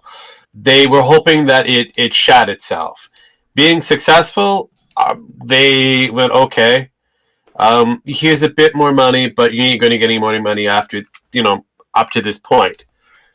So you better hope you can make that extra money that you need in order to make the third one. And it did. And they did. Correct. But they went and changed their minds and said, we're not going to do it. I was like, why? Yes. You have cash sitting out here in the parking lot, and you're just letting it go bad. That's because of the fact that they really hated certain characters in their franchise list. Why did they buy them? Because again, it was an X-Men, and unfortunately, the X-Men is another acceptable franchise that they could exploit, like the Fantastic Four. But they really didn't know how to deal with these particular characters. Fantastic Four, they are still trying to figure out how to do it correctly. Oh, they will never. Henceforth, while you had the diversity version of the Fantastic Four. Hey, let's make everybody different. We can make this guy here Jewish, this guy here Italian, this guy over here black, and his sister white. Yeah. What? Yeah. How's that? It almost sounds like how they were trying to do Teen Titans. Oh, wait a minute. You can make his twin sister white. That's because they're actually twins. Twins. Yes. And they were born the same time, but they had different parents. So their father was a swinger. Gotcha. Yeah, that doesn't work. Genetics generally doesn't work that way. I mean, it does randomly happen, but it's very rare. It was really, really poorly done. It was just so wow. And yeah, they pretty much shot themselves to a point where Disney had to buy them up. So yeah, that's 20th Century Fox. They would have rather have dealt with the basic shit that they had, which was the romantic rom-coms, and that's where their bread and butter was, the dramatic movies and that. They hated the other stuff that they had, but they had to deal with it because, it was in their list of the new hot and coming up and directors and actors and that. So they were like, okay, what do we do with these people? We have this particular script that we have to shoot out. We'll give them that. They'll probably fail. Then we'll put them on a really good thing, like a Ferris Bueller stuff kind of thing, and then boom, they'll be shot over the moon. Problem is the Alien franchise became successful. Yep. But and then they fucked that. The Predator franchise became successful. And then they fucked that. Yeah. So you can see when it comes down to, this was supposed to be a one-off. We're never going to do this again. Oh wait, money came in, and then somebody wants to make this movie. And so, Fox or whoever is going to go, well, if you can raise the funds, we'll greenlight it. If you can't raise the funds, then you'll never do this. That's it. That's how most of the producers do it nowadays. You have to raise the funds in order to greenlight something. Yeah. For the most part. Go fund me. Oh yeah. Here's the thing, though. Eventually, though, if they have to go get the funding themselves, eventually, why do they need these fucking studios at this point? And it's starting to come that way. Yeah, and that's basically what I'm waiting for, because the studios is not required. I mean, that's why the independent film industry is so huge the way it is. But oh yeah, it's getting bigger too. It's outpacing it's starting to just now outpace the private industries, right? Yeah, and the public is just. I mean, because they're making like half an hour, 15 minutes to half an hour movies that are that are better than these billion-dollar movies. Some of the fan flicks that I've had on our drive-ins do far better than some of the movies that are out there, utilizing the same kind of franchise scenario. The Star Wars fanfics, some of them brilliant. That follow the continuity and understand how the fucking story works versus whatever we get for episodes 7 to 9. So I look at this and I kind of go, okay, if these people with a low budget and able to produce top quality or at least proper story-driven material, what happened to the larger budgets that are mostly CGI? And how come they can't even figure out a proper story? A simple story narrative. Not rocket science, but apparently it is for most of Hollywood.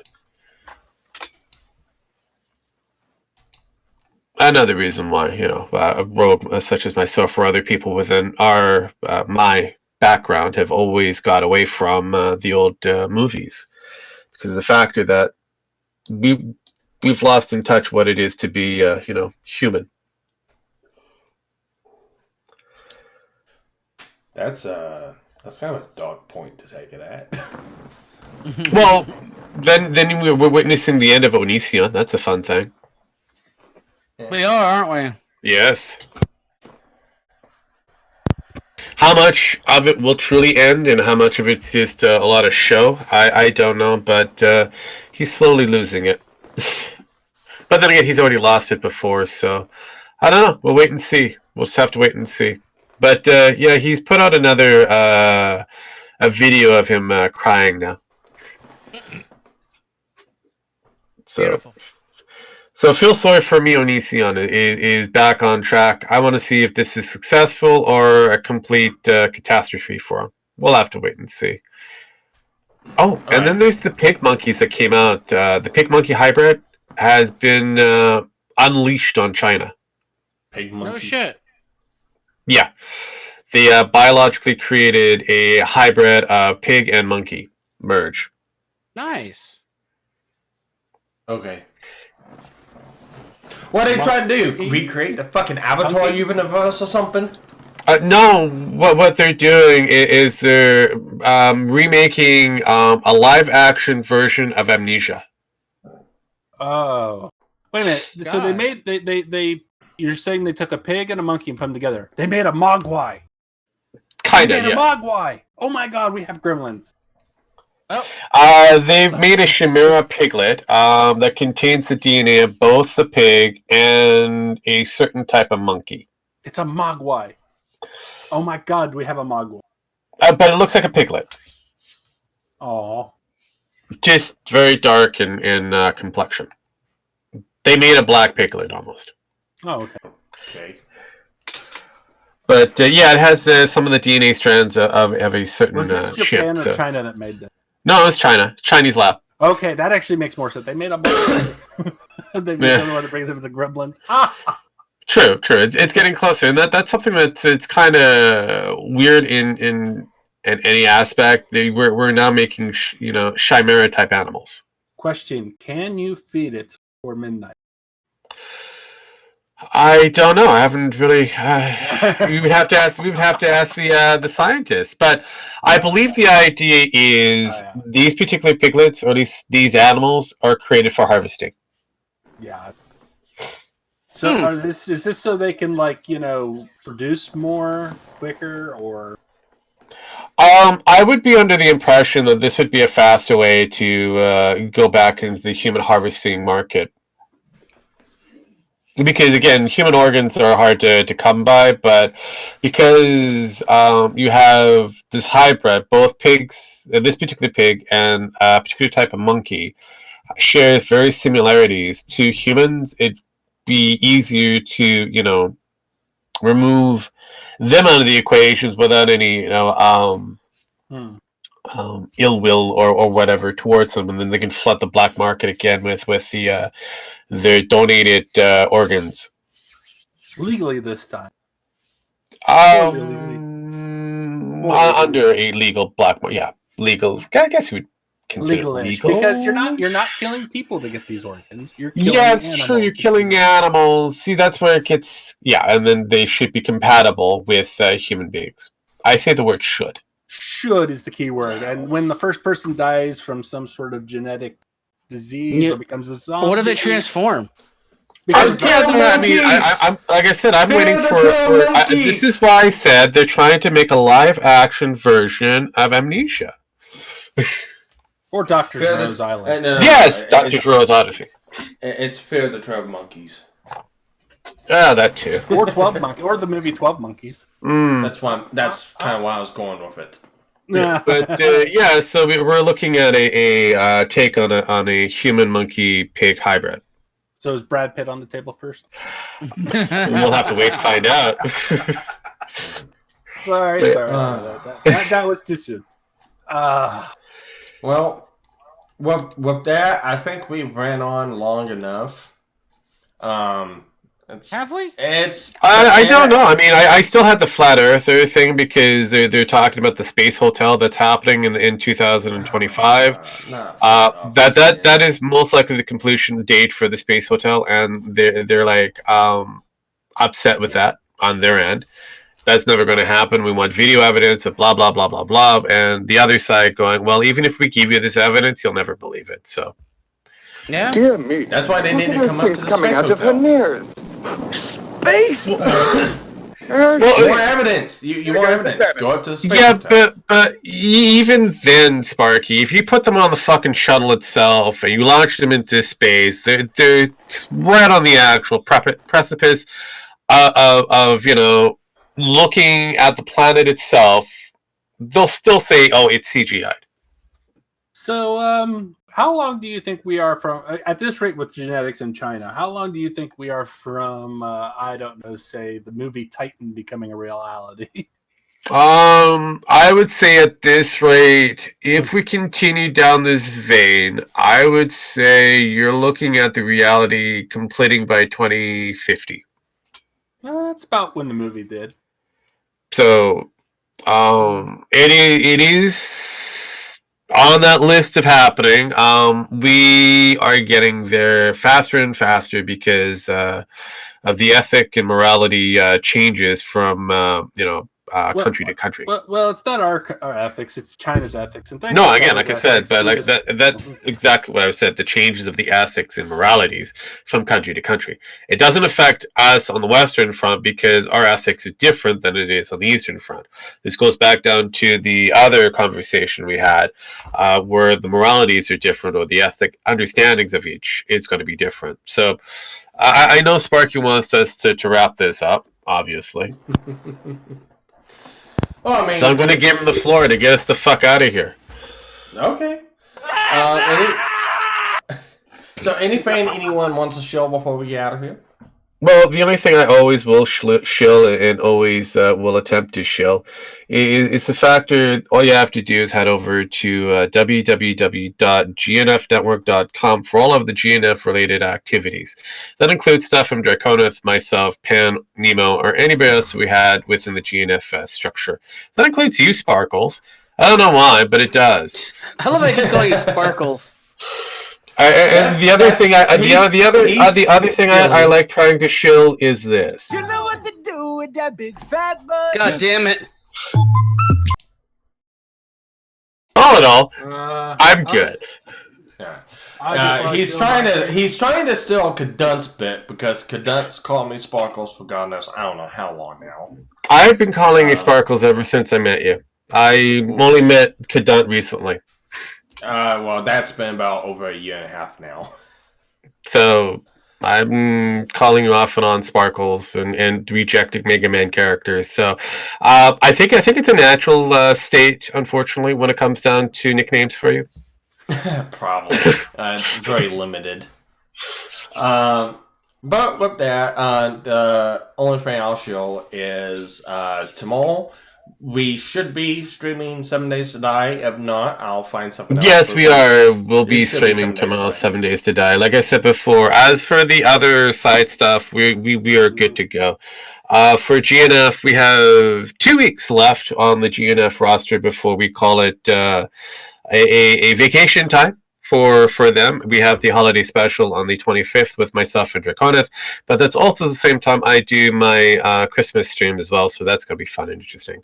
But as for the side stuff that we do there, Sparkles, we will continue that, so don't worry. Yeah.